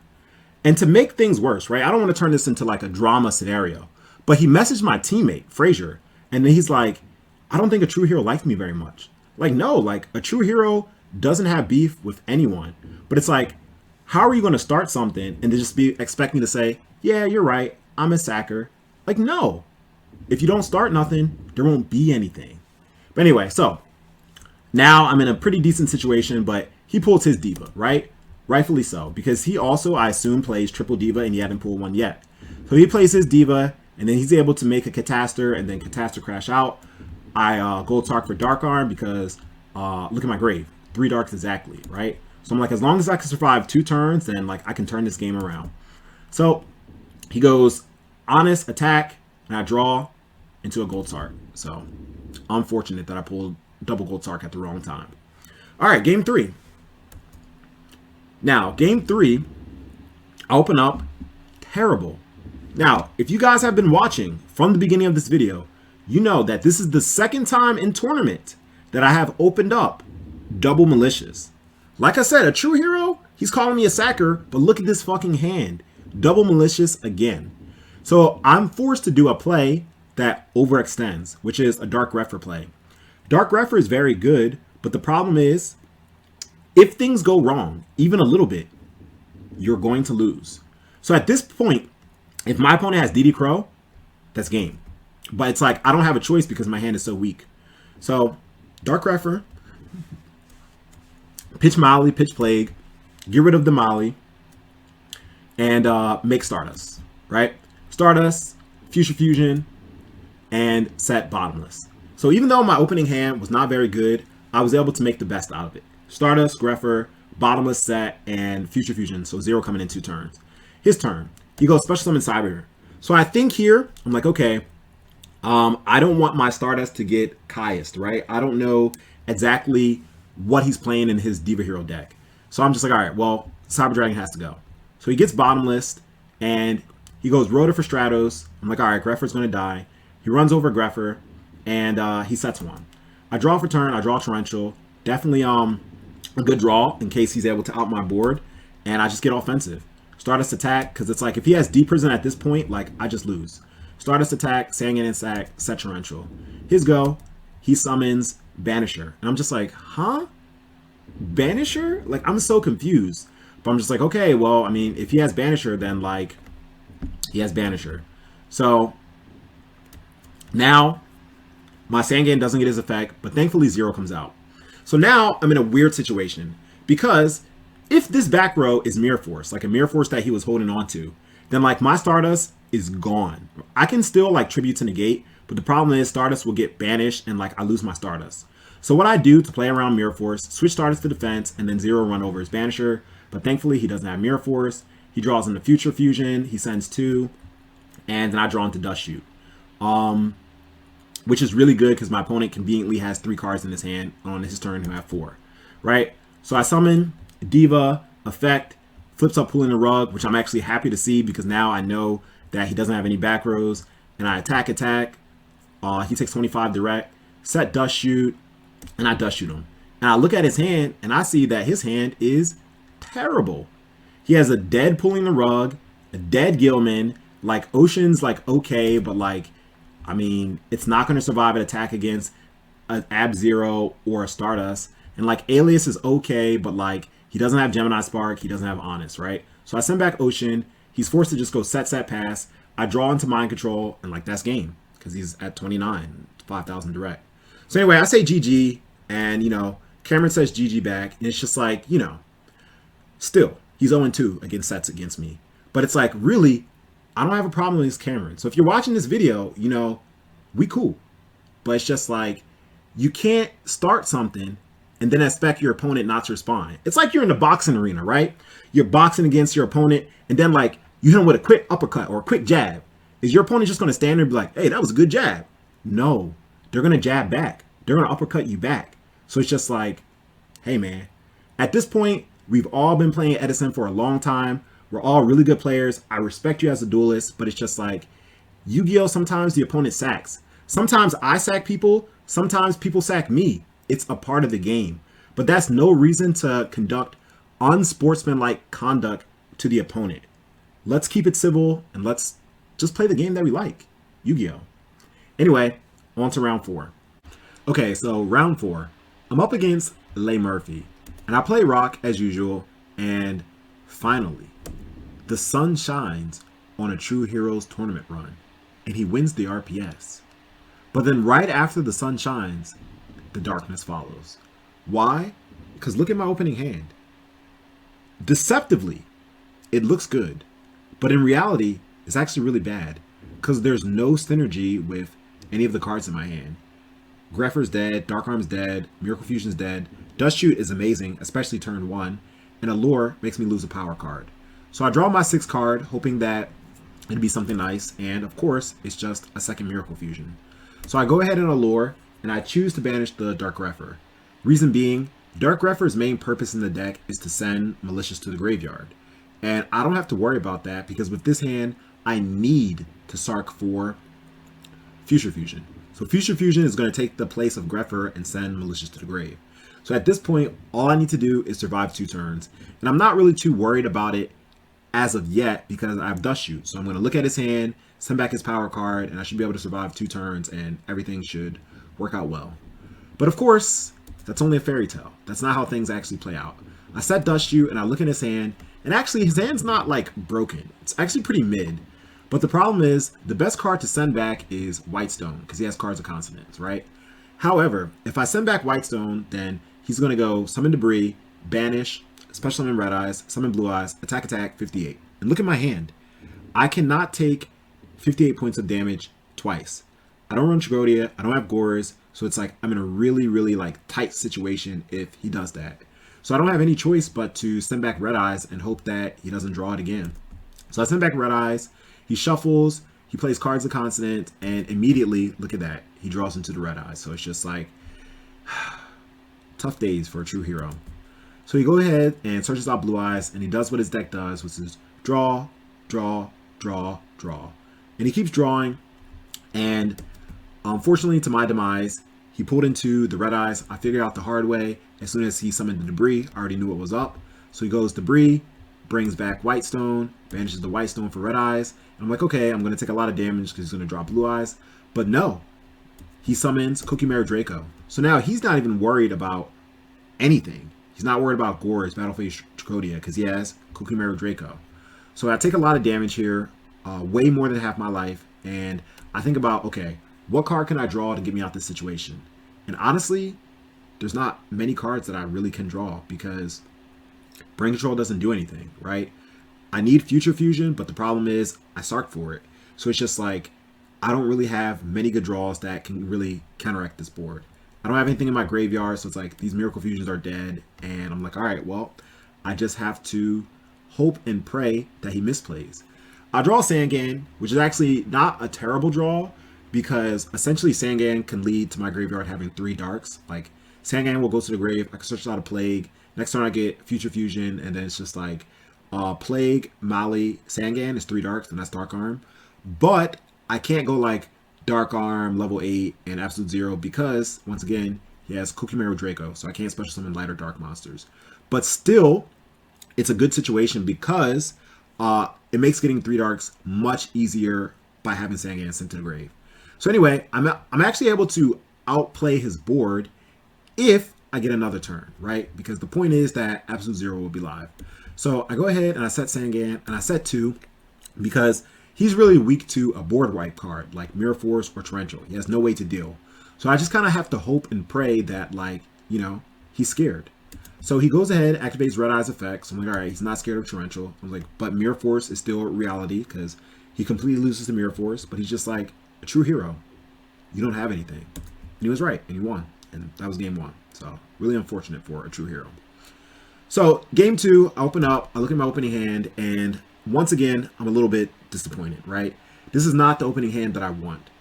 Because Dark Grepher, once again, he's not doing anything. Look at him. He's just like, he's like one of those employees who goes to work and like he takes cigarette breaks all the time. Like he's not doing anything right now. So I'm like, all right, well, my only hope here is that he bricks, kind of like I brick game 1, and I can beat him down with False Dyna back behind a Solomon and Mirror Force. So I go for False Dyna beatdown. Now, unbeknown to me, he already opened up like Heavy and Giant Trunade. So these back rows are irrelevant, but Fossil Dino is good enough to hold it down because he bricked. He only has Tragodia, right? So he goes ahead and he does what his deck does. He draws, but he draws into dead cards. I go ahead and I summon Grepher because I'm like, I don't respect your back row because you're playing dragons. Also, I have Solemn Judgment set. So I go ahead, summon Grepher, and I attack for as much damage as I can. He takes 37, and I end my turn. His go, he draws into another dead card. I look at my hand. I want to put more pressure on the board, but none of these cards do anything with Fossil Dino on the field. So I go ahead and I attack for 37 again, which is really good because that drops his life points all the way down to 22. And I go ahead and set Treeborn because why not? His turn, he finally draws and out to Fossil Dino, just a monster to run it over. And he goes ahead and he flips his face down Heavy. So at this point, I do have Solemn and I can Solemn the Heavy. But I'm thinking, well, if he gets rid of Fossil Dino, I'm actually okay with that because it allows me to special summon as well. Also, unless he has Lightning Vortex, the only way that he can get over Fossil Dino is by entering his battle phase. And he can't summon anything really strong because all his big monsters require special summoning. So I'm like, all right, that's cool. That's fine. I'm going to let this Heavy go through. I'm at 9k. There's no reason to drop down to 45 to protect this Fossil Dino. So his Heavy goes through. And I'm actually glad that I did let it through because as we can see, he has Giant Trunade. He goes ahead and he summons his Kokimero. The reason why he drew 2 is because you saw he chained Reckless. So he goes ahead and he summons his Kokimero Draco after drawing a bunch of cards. And his Kokimero is able to beat over my Fossil Dino. So I take 700 here and he activates Super Rejuve, which is unfortunate, right? Because that means he's going to draw 6 because he activated 2 Super Rejuves, one originally and the second one through Magical Stone. So he sets 2 back rows, which means more than likely these back rows are fake because he doesn't want to get rid of them during the end phase when he draws a new hand size. So he goes ahead and he draws 6. And end phase he reveals and then he drops. So my turn, I look at my opening hand and I'm like, well, this guy literally has gone through half his deck. He only has 20 cards left. So I'm like, he will definitely kill me next turn. I need to find a way to go for game this turn. So looking at my board, the best play that I have is Brionic because he's at 22, right? So I'm like, okay, well, that's my only play. So I summon Diva, and I get Diva, I make Brio, and then he asks for me priority, and I just say no. Because at this point, if he stops Diva, if he stops Brionic, what am I going to do? Nothing. Like, I can't synchro with 2 and 1, so it's just like, I just lose the game at that point. So I'm like, no, not priority. Plus, I had to read that both his back rows are fake because, bro, you're playing dragons. Like, those back rows aren't real. So I go ahead, I Brio, I bounce all his cards, and I attack for game, and no Battle Fader, right? They don't play that card, so game 2 goes to me. All right, so now here we are in the final game, game 3, and as usual, a true hero opens up terribly, right? Like, as you can see, during this set, I did not open up well. So open up Spine Gilman as, per norm, and he thankfully doesn't open up Future Fusion, so we're actually having a game of Yu-Gi-Oh! Here. I draw into the Diva, but it's just like, it's always upsetting getting Diva when you already have Spine Gilman in your hand. So here I'm thinking like, okay, well, this guy can be a problem, and he doesn't have a reason to commit to the field, so I'm not going to rely on him summoning and falling into a torrential trap. So it's like, all right, we just have to do Spine Gilman beatdown. So I go ahead and I smashing, and I attack direct for 17, and I set bottomless, right? Because I want to save torrential for if he somehow breaks this board, which is not hard. It's literally just a Spine Gilman behind a bottomless. So it's like I need torrential for when he establishes a big board. So he flips his face down, which is heavy, and I'm like, okay, cool. Like, I'm happy I didn't set torrential. And he summons Red Eyes, and then his Red Eyes brings back his Kokimero Draco, which is really good for him because now he doesn't have to worry about like Gores, Battle Fade, or Tragodia. So he attacks with both. I take some damage. During the end phase, he reveals Red Eyes, right? So my turn, I draw Brain Control. I'm like, oh, wow, that's actually really, really good. What I was planning on doing was just setting Prodigy and setting Torrential, right? So if I didn't pull Brain Control, like I still had an out to his board. And hoping that he gets greedy, just like he did game one, and he brings the guy back with Red Eyes. And then if he does that, then, you know, he'll lose his whole board, right? So unbeknown to me, right, he didn't have any dragons in his hand, but still, my hope and pray was that Torrential would clear his board. But I drew Brain Control, which actually made my life a lot easier. So I go Diva into Diva, and I go Brain Control, and I make Bryonic. The reason why I make Bryonic instead of Goyu is because, look at the graveyards. There are no warriors in either graveyards, and Goyu Guardian's a warrior, which means if I make Colossal, it would be at 29 if I use Goyu. So I make Brio, and like it always sucks losing Brio because Brio is a power card, but it's just like I need to worry about the here and now and not what's happening in the future. So I make Brio and then Brio into Colossal Fighter, and I'm able to get a double attack in. So attack, he takes 28, and I set Torrential. So now I'm in a really good situation because dragons actually have a hard time dealing with Colossal Fighter because he's big and they just don't really have a way to deal with him. So his turn, he draws, and you know, I'm able to get some life points, and I'm like, all right, well, it's time to go for a game, be as aggressive as possible. I draw an Aggressor, I swing direct for 17, he takes it, he drops Trag, and I run over his Trag, and on his go, he draws. Now here, he has some options, right? So he's definitely thinking about what to do. And actually, he's in a really weird situation, right? Because what he can do is he can actually go summon Debris. And Debris doesn't have any targets, fortunately for me. But he can go banish Debris and special summon Red Eyes. And then his Red Eyes can go effect and bring back his Kokimero Draco. And now he has Red Eyes and Draco in the field. He actually cannot run over my Greffer first, because if he goes like, for example, Draco run over Greffer, now my Colossal 29, and his Red Eyes cannot be over my Colossal Fighter. So what he could do is he can go actually crash, right? So he can go Red Eyes, attack into my Colossal Fighter. And because he has actually Draco up on the field, I can't bring back my Colossal Fighter, right? And as I said before, there's no other warriors in the graveyard, so I don't even have a choice to bring back a non-light or dark warrior, like, for example, Goyu Guardian. So in that case, I would lose my Colossal, he would lose his Red Eyes, and then his Draco can run over my Dark Greffer.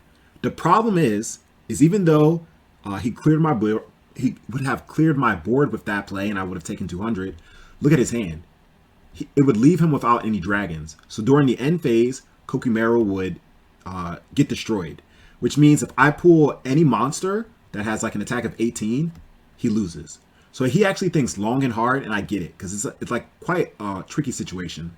Plus, if he was going to do that play, like if I saw him like summon Red Eyes and then summon Kokimero Draco, I would have just torrentialed. So, you know, either way, that play wasn't going to work out.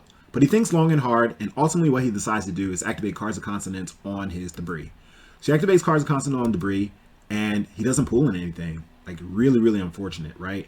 Like, I definitely understand the thought process behind it. Like, he had to do it because he would have lost if I pulled any monster, but now he lost because his deck failed him. So he goes ahead and he activates Super Rejuve. He draws one. He draws into a Red Eyes. It doesn't do anything.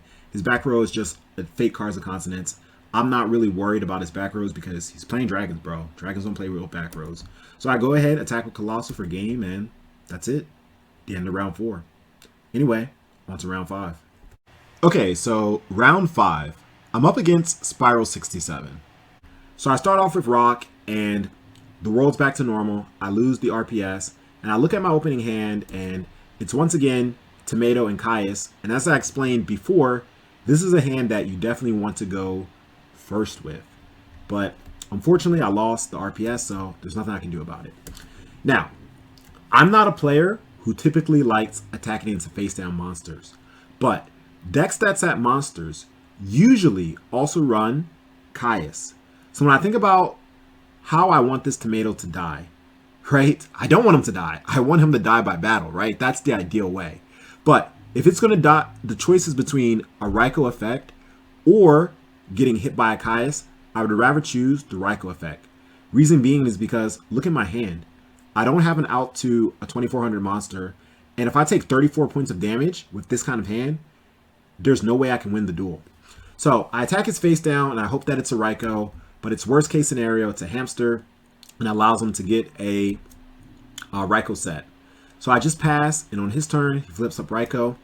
The reason why I don't set a back row is because if I set a back row, he'll go flip Raikou, target the back row, sack for Caius, and then I lose 2 cards, and there's nothing I can do about it.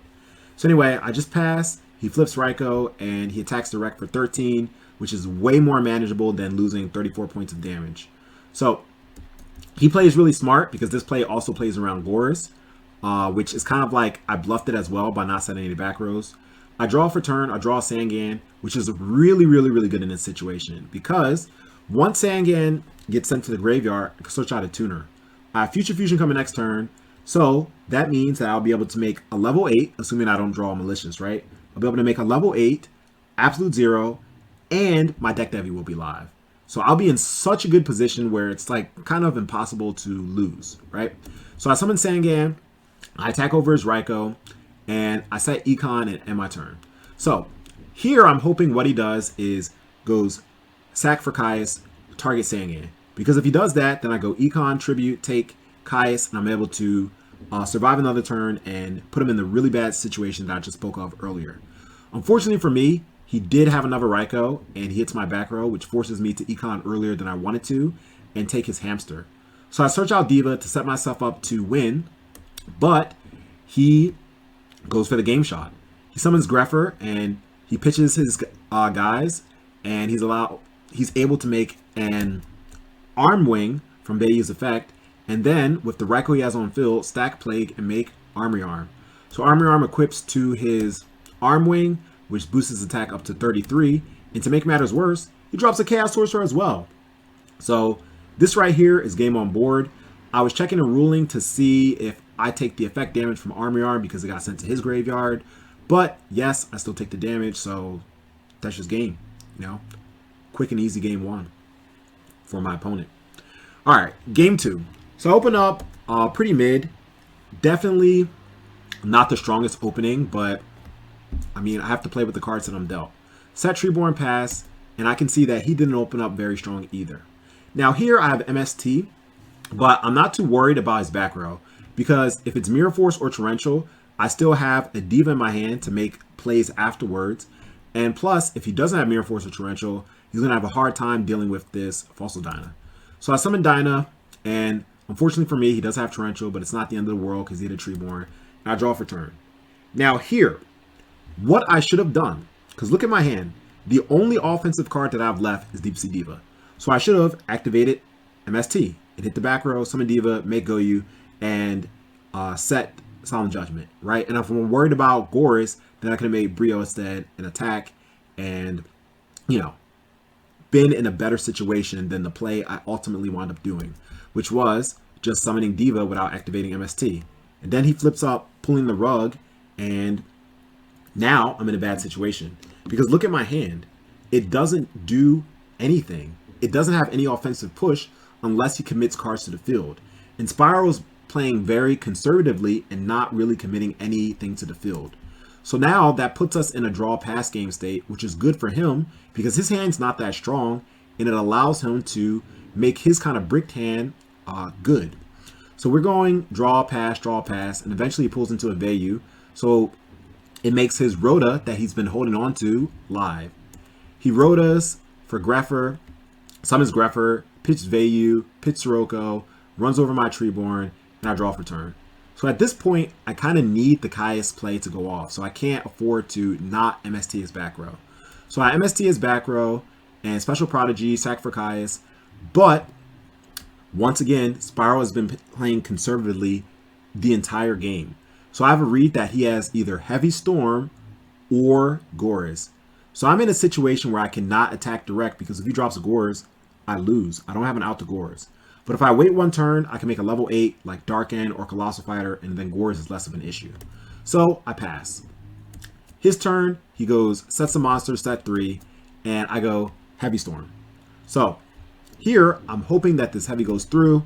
I'm not worried about Starlight Road because I have Brain Control. I can have access to a level 8 Synchro, so I'm just not worried about Starlight Road at all. But he plays Solemn Judgment and burns himself for 3,500. So I'm like, okay, I'm fine with that trade. I would have rather him lose all his back rows, but it is what it is, right? So here, I attack his face down, and his face down is actually a Raikou. And interestingly enough, hits the back row. So because he actually didn't deal with this Caius, what I should have did is just kept the board state the way that it was in. There was no reason actually for me to make Stardust. But my logic was Stardust Solemn with a Crow is very powerful. It's a very strong state because look at his graveyard. He has Plague, he has Vayu, but if he goes for a Plague play, I can Crow it. If he goes for a Vayu play, I can Crow the Sirocco. So I'm like, okay, it's really difficult for me to lose with a Stardust or even Colossal back behind a Solemn with Crow in my hand. So I'm like, all right, I'm going to go for a level 8. I make Stardust, he flips up Oppression, and everything comes back. Diva Hero losing to 2 things, Royal Oppression and itself. So I'm like, that's how I'm feeling. So depressed right now. Like, really? So anyway, Stardust gets sent to the grave. I look at my hand and I'm like, all right, I'm still in a decent situation because I have Brain Control. So as long as I pull like Brain Control and like a Monarch, like a Caius or even a Vanity's Fiend, I can win this game. All right. So we're going to draw past game state, but now he finally goes for his Vayu play. I get rid of the Sirocco, so his Vayu's not really doing anything. I summon Treeborn, and I'm like, all right, I got to get in as much damage as I can under this suppression. And I set 2. He draws in the Gale, which is really good for him. And I think, okay, do I want a Mirror Force? And ultimately, the answer is no. Because my win con is Brain Control plus pretty much any monster, right? So he's at 26. So if I get like Tomato, that's 27. And as you know, I have Solemn set. If I get Greffer, or if I get Stratos, or if I get Rhoda, right? There's a lot of cards that I can pull if I get one of any tribute summoned monster in my deck. You know, it's like I pretty much win because I have Brain Control and Solemn. So I'm like, all right, it's fine. There's no reason to Mirror Force this Gale. So like, let's just let the attack ride out. I draw Future Fusion. Of course, right? Being super dead under Royal Oppression. So I just have to pass. He swings for 13. I let it go. I draw a Deck Devi, and I'm like, yep, of course. Once again, I just need a monster, but my deck is not providing. So I set Deck Devi. He attacks again. I'm like, okay, that sucks. I draw DD Crow. I'm just like, come on. I need to catch a break.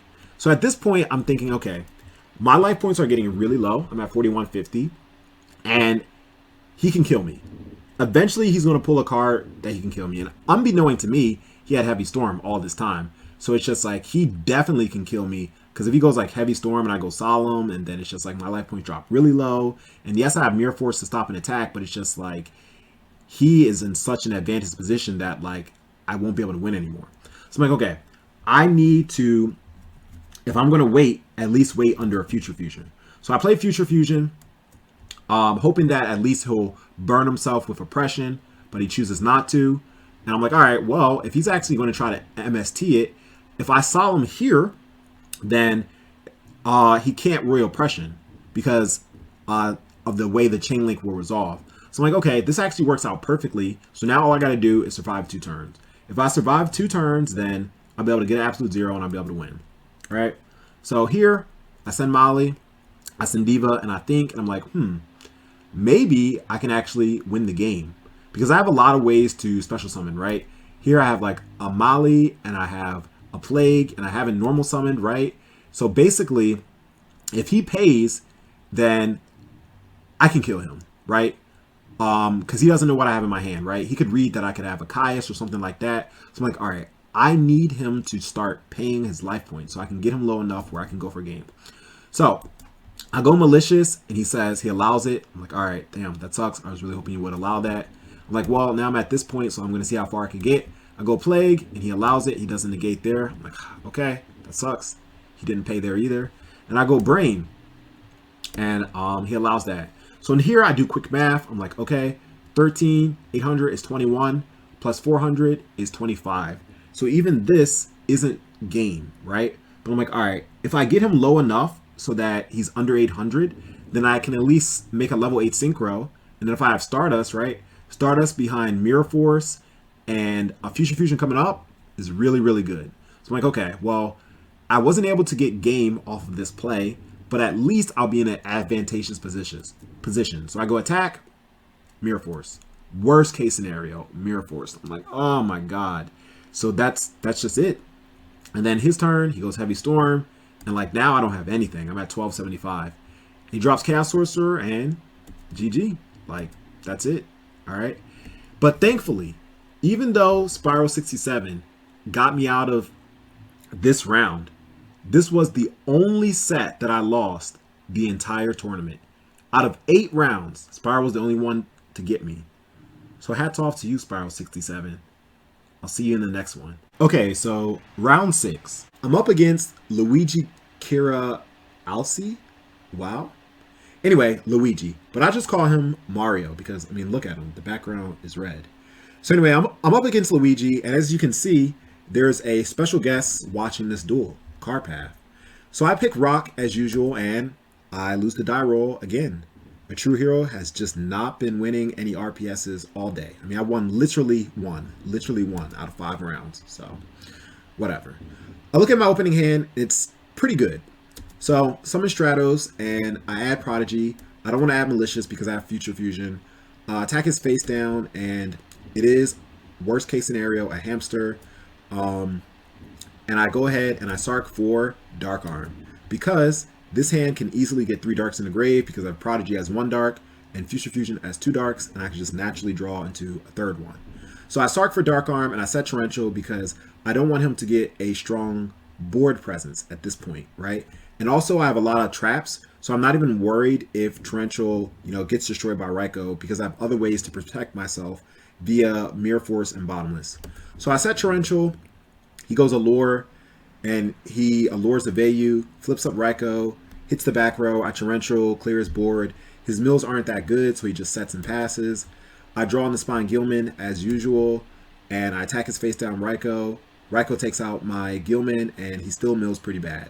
So I go ahead and Future Fusion, and I'm hoping at this point that I can draw into a tuner soon. The reason why I Future Fusion main phase 2 was because I had to read that he had Raikou, right? So if I Future Fusion main phase 1 before attacking with Spine Gilman, then the Raikou will hit my Future Fusion. So anyway, Future Fusion main phase 2, send Mali and Treeborn, and I'm just like, okay, I need to hope that I pull into a tuner. But if you look, I don't have a way to defend myself. So at this point, I have to set another back row. Because he has so many cards in his grave, he doesn't have any Vayus or Sirocco's, but he has like 2 darks, right? So if he pulls into like a Foolish Burial or like a Dark Grepher, like I could lose a lot of damage really quickly. So in order to protect myself, I set Bottomless, and he also has 1 back row as well. So I doubt that he has Heavy Storm. So I set back Bottomless to, save myself. Thankfully, he doesn't have anything, so he just draws and passes. And I pull into Plague right on time. I'm not always there when you call, but I'm always on time. Anyway, so at this point, I go for a Stardust play, Vanish Mali for Mali, Synchro, make Stardust, and I set Mirror Force. I actually choose to not attack with Stardust. Reason being is because these back rows have been here for a while. So I actually have a read that he has D-Prison. And if this Stardust gets D-Prison, then I'm in a really bad situation. And lo and behold, look, he actually did have a D-Prison. So I don't attack. He thinks for a second. He summons Sirocco. I Bottomless because that's a problem card. And he actually sets another D-Prison. So now, finally, my Absolute Zero comes out because it's been 2 turns. I Miracle Fusion, and I'm able to summon another 0. So here I go 0 attack. He goes Prison. I go 0 attack. He lets it go through. And I don't attack with Stardust because I'm thinking, once again, if he has a second D-Prison and this Stardust leaves the field, that's it. I lose the game. And Stardust behind Mirror Force is very powerful. So there's actually no reason to attack with Stardust. So his turn, he draws. he draws probably one of the best cards he could have pulled in this situation, which is Armageddonite. It was between Armageddonite and Dark Refer. He draws Army Knight, which actually puts 3 darks in his grave. But instead of dropping Dark Arm here because I have a back row, he actually decides to make a Goyu Guardian play, right? Okay, so Goyu Guardian, really good here. He attacks Stardust, and I'm forced to Mirror Force because I cannot afford to lose my Stardust. So now main phase 2, he passes. So I draw on the Rhoda, which is really good, but I don't have a way to put 3 darks in the grave. Luigi knows that I have Dark Arm because I Sark for it, but I only have 2 darks. So if I activate Dark Refer's effect to pitch Prodigy and then pitch another dark, that would be 4. And yes, I can stack for Plague, but the problem is the card that I stack would have to be Dark Arm. So I don't really have a way to put 3 darks in the grave as of yet. So I just decide to get offensive. Summon Greffer, attack, he takes it, attack with Absolute Zero. He finally activates D-Prison, and then I'm like, okay, well, you don't have triple D-Prison. So I attack with Stardust for the first time. He goes through, drops him down to 1300 on his turn. Now he has 3 darks in the grave, and he doesn't have any fear about dropping Dark Arm. So he special summons Dark Arm, and he runs over my Stardust. And here, what I'm hoping is that he actually activates Dark Arm's effect to get rid of my Future Fusion or my Dark Refer, because that would put 3 darks in my graveyard. But Luigi plays smart, and he summons Caius, right? So by summoning Caius, now I still have 2 darks in my grave, which is like really awkward, and I can't drop my Dark Arm.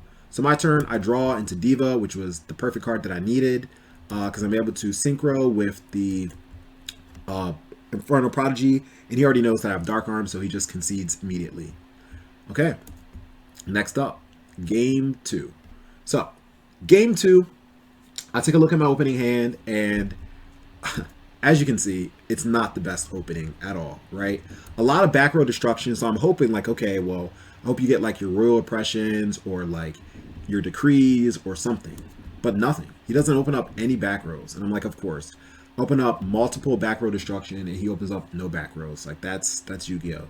So I allure, and I take into consideration what I want to banish, and I decide to banish the second Caius. So I set MST, and I just have to hope and pray that he doesn't overextend and kill me. Because look, this is already 4,000 on board. And I didn't even know that he had another Sirocco, so it's just like, he can do so much damage.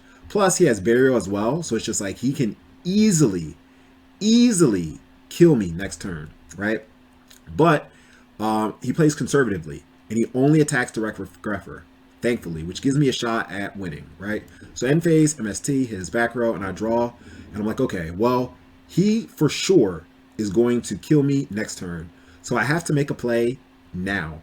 So summon, Plague, activate enemy controller, and send Malicious to my grave, send a Dark. I was considering sending Sangan because Sangan at this point is pretty dead, but I sent the extra hero out of my deck, right? So I have 3 darks. I go ahead, I'll drop Dark Arm, and at this point I'm like, okay, I can make a level 8 and it'd be 28, 28, 17 or 28, 3017, but that's not game, right? So I'm like, okay, here I do not want to make a level 8. So I'm like, all right, well, instead, I can also make a level 6. The problem with making a level 8 is if I make a level 8, it uses all my resources, right? Because now I can't summon Caius reliably next turn. But at least if I make a level 6, then I can go Dark Arm Pop, attack, and then next turn, I can like go banish Mali for Mali and drop a Caius. So I don't lose all my resources by making a level 6, whereas by making a level 8, I do. So I go ahead and I stack 4 Plague, and I make Goyu Guardian, Dark Arm effect, and I pop, and attack, direct with 28. Attack with Dark Arm first, in case, he drops scores. He doesn't, and then I attack direct with Goyu, and he goes ahead and he drops scores. And I'm like, that is really, really unfortunate, right? Because I didn't want to use this Malicious. The whole point of keeping the Malicious in the graveyard was so that next turn I have a play with Caius, right? So unfortunately, I don't really have a choice. I can't allow him to keep this 2800 token on the board. So I go ahead, I banish, and I get rid of the token. So on his turn, he draws, pretty dead, and I'm just like, oh my god. He's going to go Qualut or Book of Moon? Like, I had no idea what he was doing with this play, right? Why he wanted to go arm wing rather, and attack into my dark arm. But there's nothing I can do, right? Like I don't have dark honest. So I let it go through. He takes some damage. It goes to the grave, and he makes Armor Master, right? He makes Armor Master, and he sets 2. And at this point, I'm like, oh, well, this is just game. I'm going to go heavy and sack for Caius. So I go heavy. He puts his guys back in the grave. I sack for Caius, and that's it. He concedes. You know, definitely, I want to give a shout out to Nicholas Stango, my teammate, because he's the one who actually pointed out that play, that it's better to make a level 6 rather than a level 8, because I was thinking about making an actual Colossal Fighter, because I know that Vayu Turbo actually has a hard time with Colossal Fighter, right? So my play was actually going to make Colossal Fighter instead. And looking at the game state, both situations, whether I made Colossal Fighter or whether I did the play that I showed on screen, would have led to a victory, right? But I do think, you know, in hindsight, keeping as many resources as possible is better. So shout out to Stango. And, you know, like I said, that's why teamwork makes the dream work. Okay, so round 7, I'm up against the best Yu-Gi-Oh player in North America. And I go rock. And if you've been following this run from the beginning, you know ATrueHero has not been getting lucky at all with the RPSs. But I win one. And I take a look at my 5-card hand, and I crack up. Because this hand is the Diva Hero OTK, which is a level 6, a level 8, and absolute 0 on my second turn. And what makes this hand so great is that I have Heavy Storm to get rid of any back rows, and I also have Mirror Force to protect Stratos. That way I can turn them into a Brionic next turn. So that's exactly what I do. I wrote it for Stratos, add Mali, set Mirror Force. He goes set and passes, and I OTK him. Ladies and gentlemen, let me introduce you to the Diva Hero OTK. So, very easy game 1. Definitely my most loved game of the tournament. Now, game 2, I open up really well. And I actually contemplate whether or not to activate Future Fusion, because Zombies is also an OTK deck as well. And if I play Future Fusion, it cuts off my ability to summon Gores. However, because he just passed on his turn and he didn't make any plays, I figured that he bricked and he doesn't have a way to OTK me. So I ultimately decide to play Future Fusion, and I send Mali and Treeborn, which is really good because those are the best 2 targets to send. And at this point, if I pull like a Plague or a Diva, then my hand becomes really good because I have Stardust with a 0 coming back behind MST, which doesn't seem strong, but actually guards against Brain Control. Because if my opponent goes Brain Control, I can go like MST and Tribute Stardust to negate the Brain Control. Well, to negate the MST, which thereby prevents Stardust from being on the field and Brain Control fizzles. So anyway, really strong opening. All I need is a tuner. I pass, he summons Zombie Master and attacks, and I draw for turn, and unfortunately I draw Miracle Fusion. The reason why it's unfortunate is because at this point what I need is a tuner. And my life points dropped to 62, which is still a great amount. But the problem is Zombies can just OTK out of nowhere. If he goes like next turn summon Plague, then it can be dark, right? Especially if he has cards like Book of Life, then that's just it. I lose. So I'm forced to make an offensive play now. So I have to activate Miracle Fusion, summon 0. 0 gets deprisoned, that's fine because he loses his Goblin Zombie as well, and he ends his turn. So I go end phase MST because I want my 0 to come out safely. Unfortunately for me, his other back row was MST, so I kind of just went neg 1 on the space trade, and I don't get a 0 and I lose my space, so it's like kind of depressing. Anyway, I draw for turn, and I contemplate what to do, and I'm like, okay, at this point, my best play is dropping the Gores. And interestingly enough for my opponent, it's the same thing. So I decide to not make a push. So we're in a draw pass game state, and eventually I draw Diva. So now Diva is really good because even though I banished the Malicious, I still have Spine Gilman in the deck. So I'm able to make a Catastor. And Catastor with Deck Devi is Mwah, the Chef's Kiss. So I go ahead and I make Gilman. I don't even bother to attack because Mirror Force isn't in a grave. And like if I lose this Catastor, then I lose out on a really offensive swing, right? Being able to activate Deck Debbie. So I just go ahead, I make Catastor, I set 2, I set Dust, I set Deck Debbie, and now at this point, I'm not worried about anything. I'm not worried about a Gorz drop because I can quickly Deck Debbie and tribute him before the attack goes through. I'm not worried about like Mirror Force or Deep Prison or Brain Control, any of these cards, because I have Catastor back behind a Deck Debbie. So my opponent does go Brain Control, and unfortunately for him, I chain Deck Debbie. So he drops a lot of cards out of his hand, including Tragodia, and I draw for turn. So now I know everything that he has, right? The only thing I don't know is what this back row is, and I do have Dust Tornado. But knowing what he has, which is Gorz, I don't really have an out to Gorz at this point, right? So I just go ahead, I summon Dark Grepher, and I attack, and I'm like, I'm not too worried about like his back row being chainable and him dropping the Gorz, because worst comes to absolute worst, then I can make a Goyu Guardian, right? I could go Dark Grepher effect, pitch Gorz, and pitch Plague, and I can, you know, out Gorz that way. But I really don't think that this back row is chainable because it hasn't been doing anything. And unbeknown to me, it was a Mind Control. So I get damage in, and I set a back row. He draws for turn Heavy Storm, and I'm like, of course, right? Right when I set the second back row. So he goes ahead, and he Mind Controls, and he Heavy Storm, so it's like, that was really good for him. And he stacks for Plague, and he makes Goyu Guardian. So now I know everything, right? Because he's under Deck Debbie. So obviously he's going to keep the Gorz in his hand, right? So he swings and he attacks direct for 28. And like at that point, I'm like, all right, well, that's game. Because I have a token, I have Brain Control, and I have Goyu, right? So he's like, okay, just like for the viewers, finish the game. Obviously he's saying that because Gorz, but I mean, I know he has Gorz because I Deck Debbie'd him, right? So I draw for turn, Diva, which is really good. I put everything to attack, lowest to highest. So at this point, when he sees this, he concedes. But even if he didn't concede, the reason why it was game was because I attack with Gorz first. That drops his life points exactly to 28. So now he's forced to drop his Gorz now. If he doesn't drop his Gorz, the token's 28, Gorz is 28, so he loses.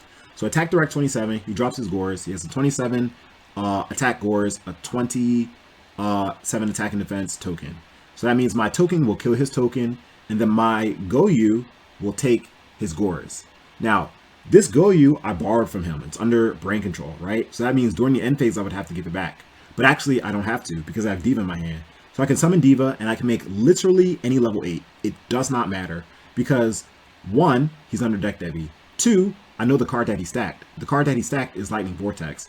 And Lightning Vortex doesn't do anything by itself. And once again, he's under Deck Debbie. So that right there is the game. So he just concedes, and that's round 7.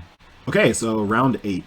Unfortunately, this is the last round of the run because even though I was able to win this set, both my teammates lost really close games. So starting off, I'm going up against xChaolin, and I go Rock. So you can guess it, I lose the die roll once again. So it's really crazy. I think out of 8 rounds, I've only went first twice, right? So I went literally, 2 for 6. Awful. And look at this hand, right? Assuming my next card is not malicious, if I went first, it's so good, right? Future Fusion, send Mali, send Treeborn, make Stardust, set Torrential, and like, it's just so good. But I mean, wish it could, right? So, can't live in that world. So yeah, I draw Treeborn. A bit unfortunate because that's one of the cards I wanted to send with Future Fusion. So I go ahead, I Future Fusion, I ask him if it's good. He says fine. I send Mali and Diva, and I'm able to make a first turn Stardust, right? So thankfully Stardust is able to come through, run over his face down, and here he just mills 3. Fine. If you don't activate Raico's effect to target a card, Raikou can just mill 3, so it's not a big deal, right? But then he targets Stardust, and I'm like, well, if you're going to target Stardust, I'm going to tribute Stardust to negate. And if you do that, you're not actually allowed to mill 3. I don't know if this was a misclick or if he didn't know the ruling, but come on. We're literally at the end of the tournament, right? There's only 2 sets left to be played. So it's just like, if you made it this far, you know these kind of like basic rulings. So anyway, I was just like, hey man, like, if you're going to activate Raico's effect, you need to put those 3 cards back in your deck and shuffle because I'm going to tribute Stardust to negate. And he's just like, oh, like I just choose to mill. And I was like, okay, well, you need to be clear on what you're doing because he clearly targeted Stardust. So anyway, I'm not gonna make a big deal out of it. He said my bad, so it's fine. Like it's okay. End phase he brings back Honest, right? So that's a bit unfortunate because I know that means he's gonna run over my Stardust. I have Torrential set. I don't want to waste my Torrential here. So it's fine. I get a Miracle Fusion, which is really good, and I'm able to get Absolute Zero, which means like even if he has let's say Beckoning set and he brings back Honest, like it's not a big deal because you're gonna lose your Beckoning, you're gonna lose your Honest, and you're gonna lose your Soul of Purity and Light, right? So I go ahead and summon Sangan as well, get as offensive as possible, and indeed he does have Beckoning Light. So he drops 3 and he gets back Honest, JD, and Lila. Really good, but thankfully for me, like Absolute Zero doesn't care about Honest and he loses 3 cards. Swing Direct for 1,000 and he draws Return. And he draws a Solar Recharge. And I was pissed. Because look at his grave, right? I had Sangan Torrential. And this right here is 3 names. 1, 2, 3. So assuming like he pulls any other card other than Charge the Light Brigade or Solar Recharge, then he summons Lila, I Torrential, and then I search out a Diva, and then Diva I can get like into Catastor, right? And then I'm in a great situation. But he pulled the best card because this essentially can allow a JD drop. And like I'm at 4 Gs, so if he drops JD, like, yeah, it's not going to be pretty. So anyway, I mean, that's Yu-Gi-Oh, right? Like when your opponent sacks you, you just kind of got to take it. It's part of the game. But thankfully, he doesn't get good mills and he doesn't get good draws either, right? So he Sarks, and he Sarks for Christia. He summons Lila, and I'm able to Torrential as planned and search out Diva. And then my turn, I draw, 0 comes out, and I get Spine Gilman. So I calculate how much damage all of this is, right? And I'm like, okay, well, unfortunately, I don't have enough damage to go for game. But in this situation, I don't have to go for game. The only thing that I have to do is drop his life points under 1,000. Reason being is because even if he drops JD, he can't activate the effect because the cost is paying 1,000. So it's just like JD becomes useless at this point. So with this on board, it's actually not 6,000, but I have a Plague in the Grave. So by stacking for Plague, it's actually just enough to get his life points under 1,000. So I stack for Plague and I attack with everything and I set Mirror Force. So it's like now I'm just not worried about anything at all because I have Mirror Force and his JD's like pretty much useless at this point. So his life points drop down to 800. So he can't even brain control either. So it's like it worked out perfectly. So I make Magical Android, set Mirror Force, he draws Return, draws a Jane, and that's it. He can't do anything. So game 1 goes to me. Now, game 2, okay? So I know I'm going up against Light Sworns. And the thing about Light Sworns is, as many Yu-Gi-Oh players know, Light Sworns aren't really a trap-heavy deck. But games 2 and 3, they side into cards like Royal Decree and Royal Oppression. Royal Decree doesn't really hurt my deck that much because I only play like 8 traps. I do side into more traps against these kind of decks because Light Mirror is really good against them. But anyway, Decree's not the end of the world because like I can make Brionic and I can like return the Decree, so it's not a big deal. However, my deck loses to Royal Oppression, and I sided out MST and Heavy. So this opening hand, these 5 cards alone are really good, right? Because I can go Rhoda for Greffer, Greffer effect, Pitch Malicious, Special Summon Greffer, and then I can like banish Mali for Mali, sack for Caius, banish his face down monster, and usually the back rows are irrelevant, right? So attack direct with Greffer, attack direct with Caius, sec deck Devi, go. And it's just like, wow, that's so strong. But all of this is thwarted by 1 card, Royal Oppression. So I go Special Summon, and he flips Oppression, and I'm like, yep. This is why I don't side out all my back row destruction against Light Sworns, right? Usually. But unfortunately for me, this game, I actually did side out MST and Heavy.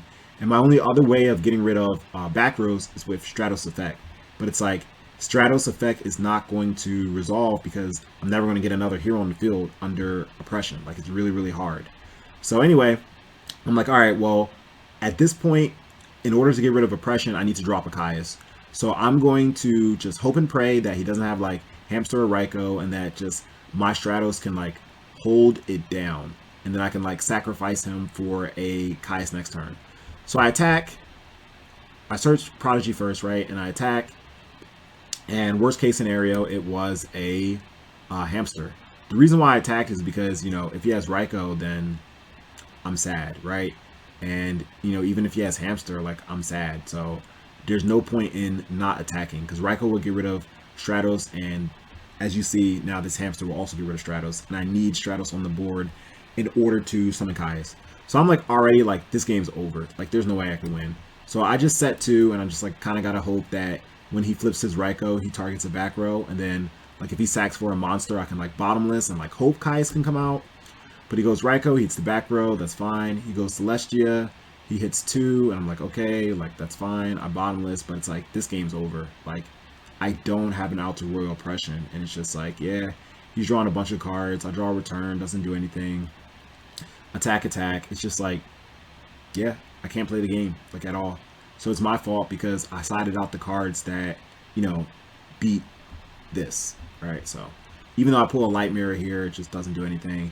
I go for my last play, which is like banish Malik from Male, sack Kai's, hope he forgets he has oppression, but he negates. So I just concede.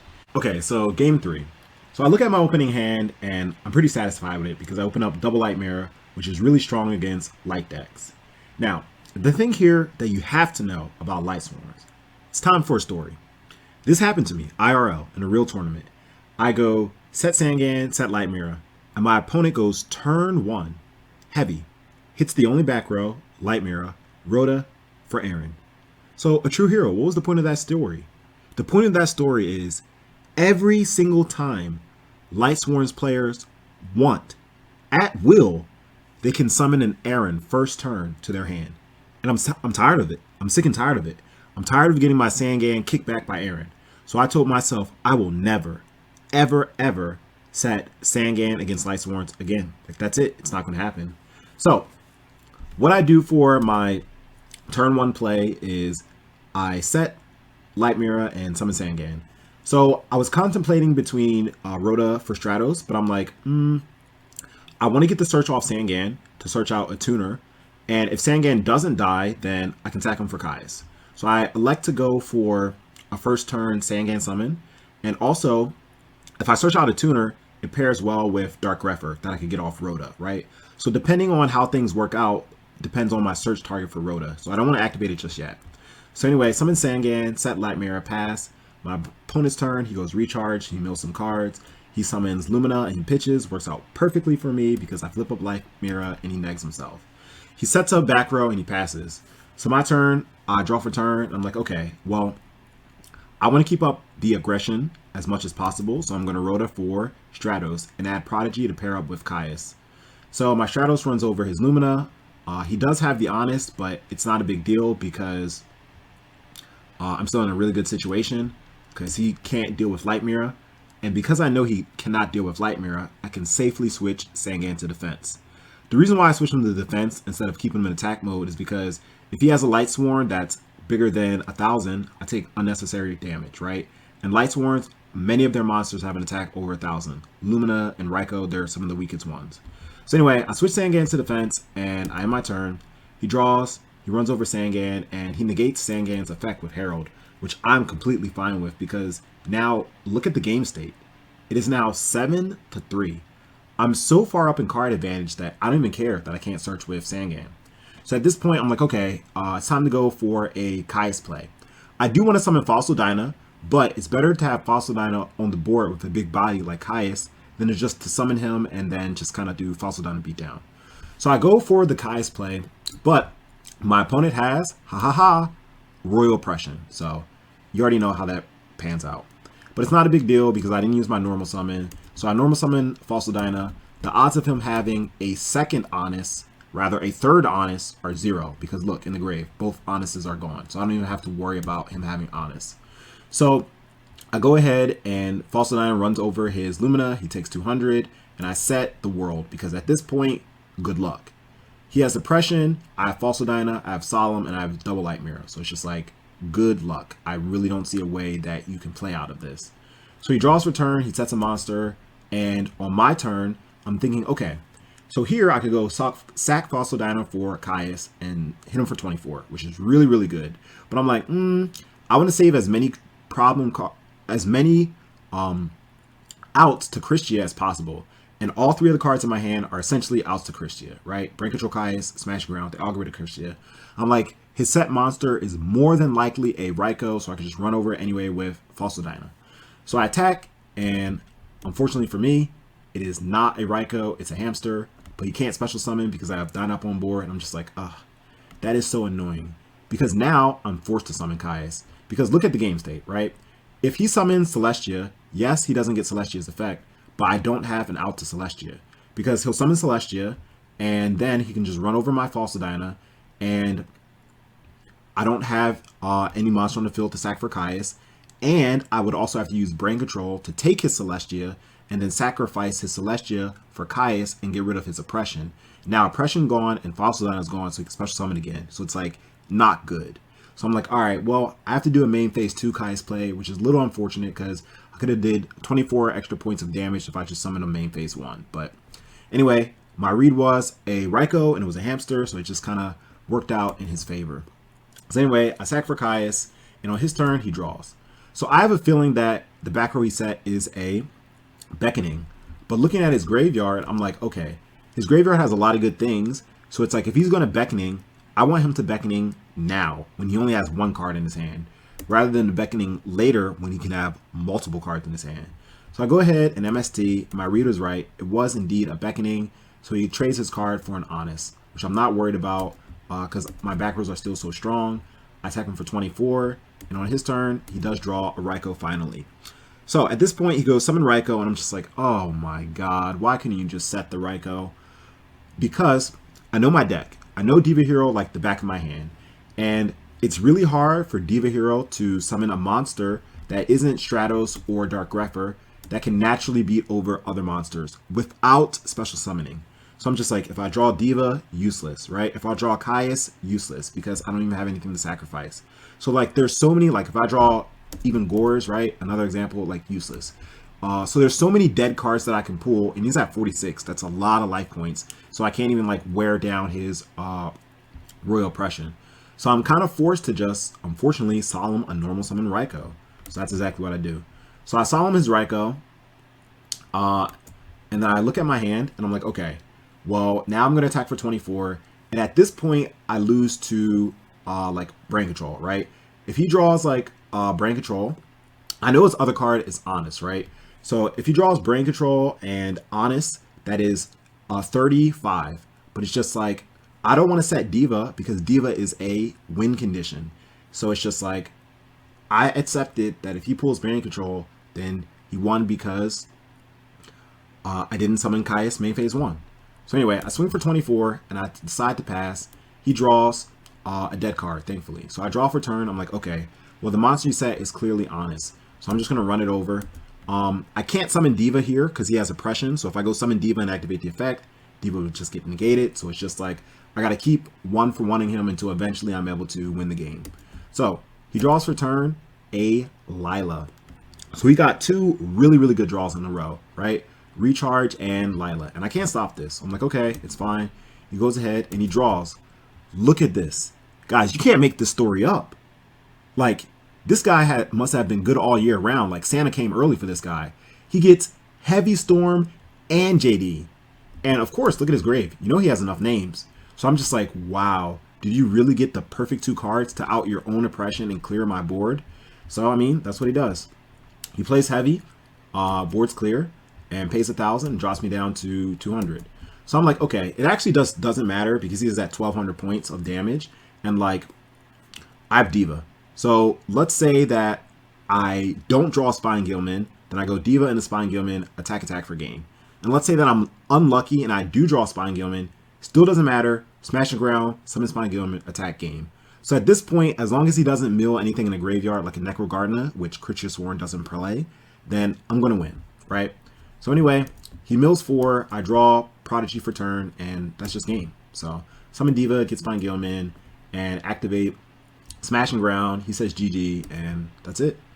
So that's actually the end of, my tournament run. Unfortunately, both my teammates lost this round, so we got knocked out. But third place, definitely happy for the first 3v3 ever. It was really fun, and looking forward to the next one. And guys, I know this was a really long video, but I really hope that it helped you get an insight as to Diva Hero and how it's played. And if you enjoy the content, please don't forget to like, comment, and subscribe. Like I always says, a true hero cares about you, so show me that you care about me. Anyway, guys, until next time, a true hero out. Peace.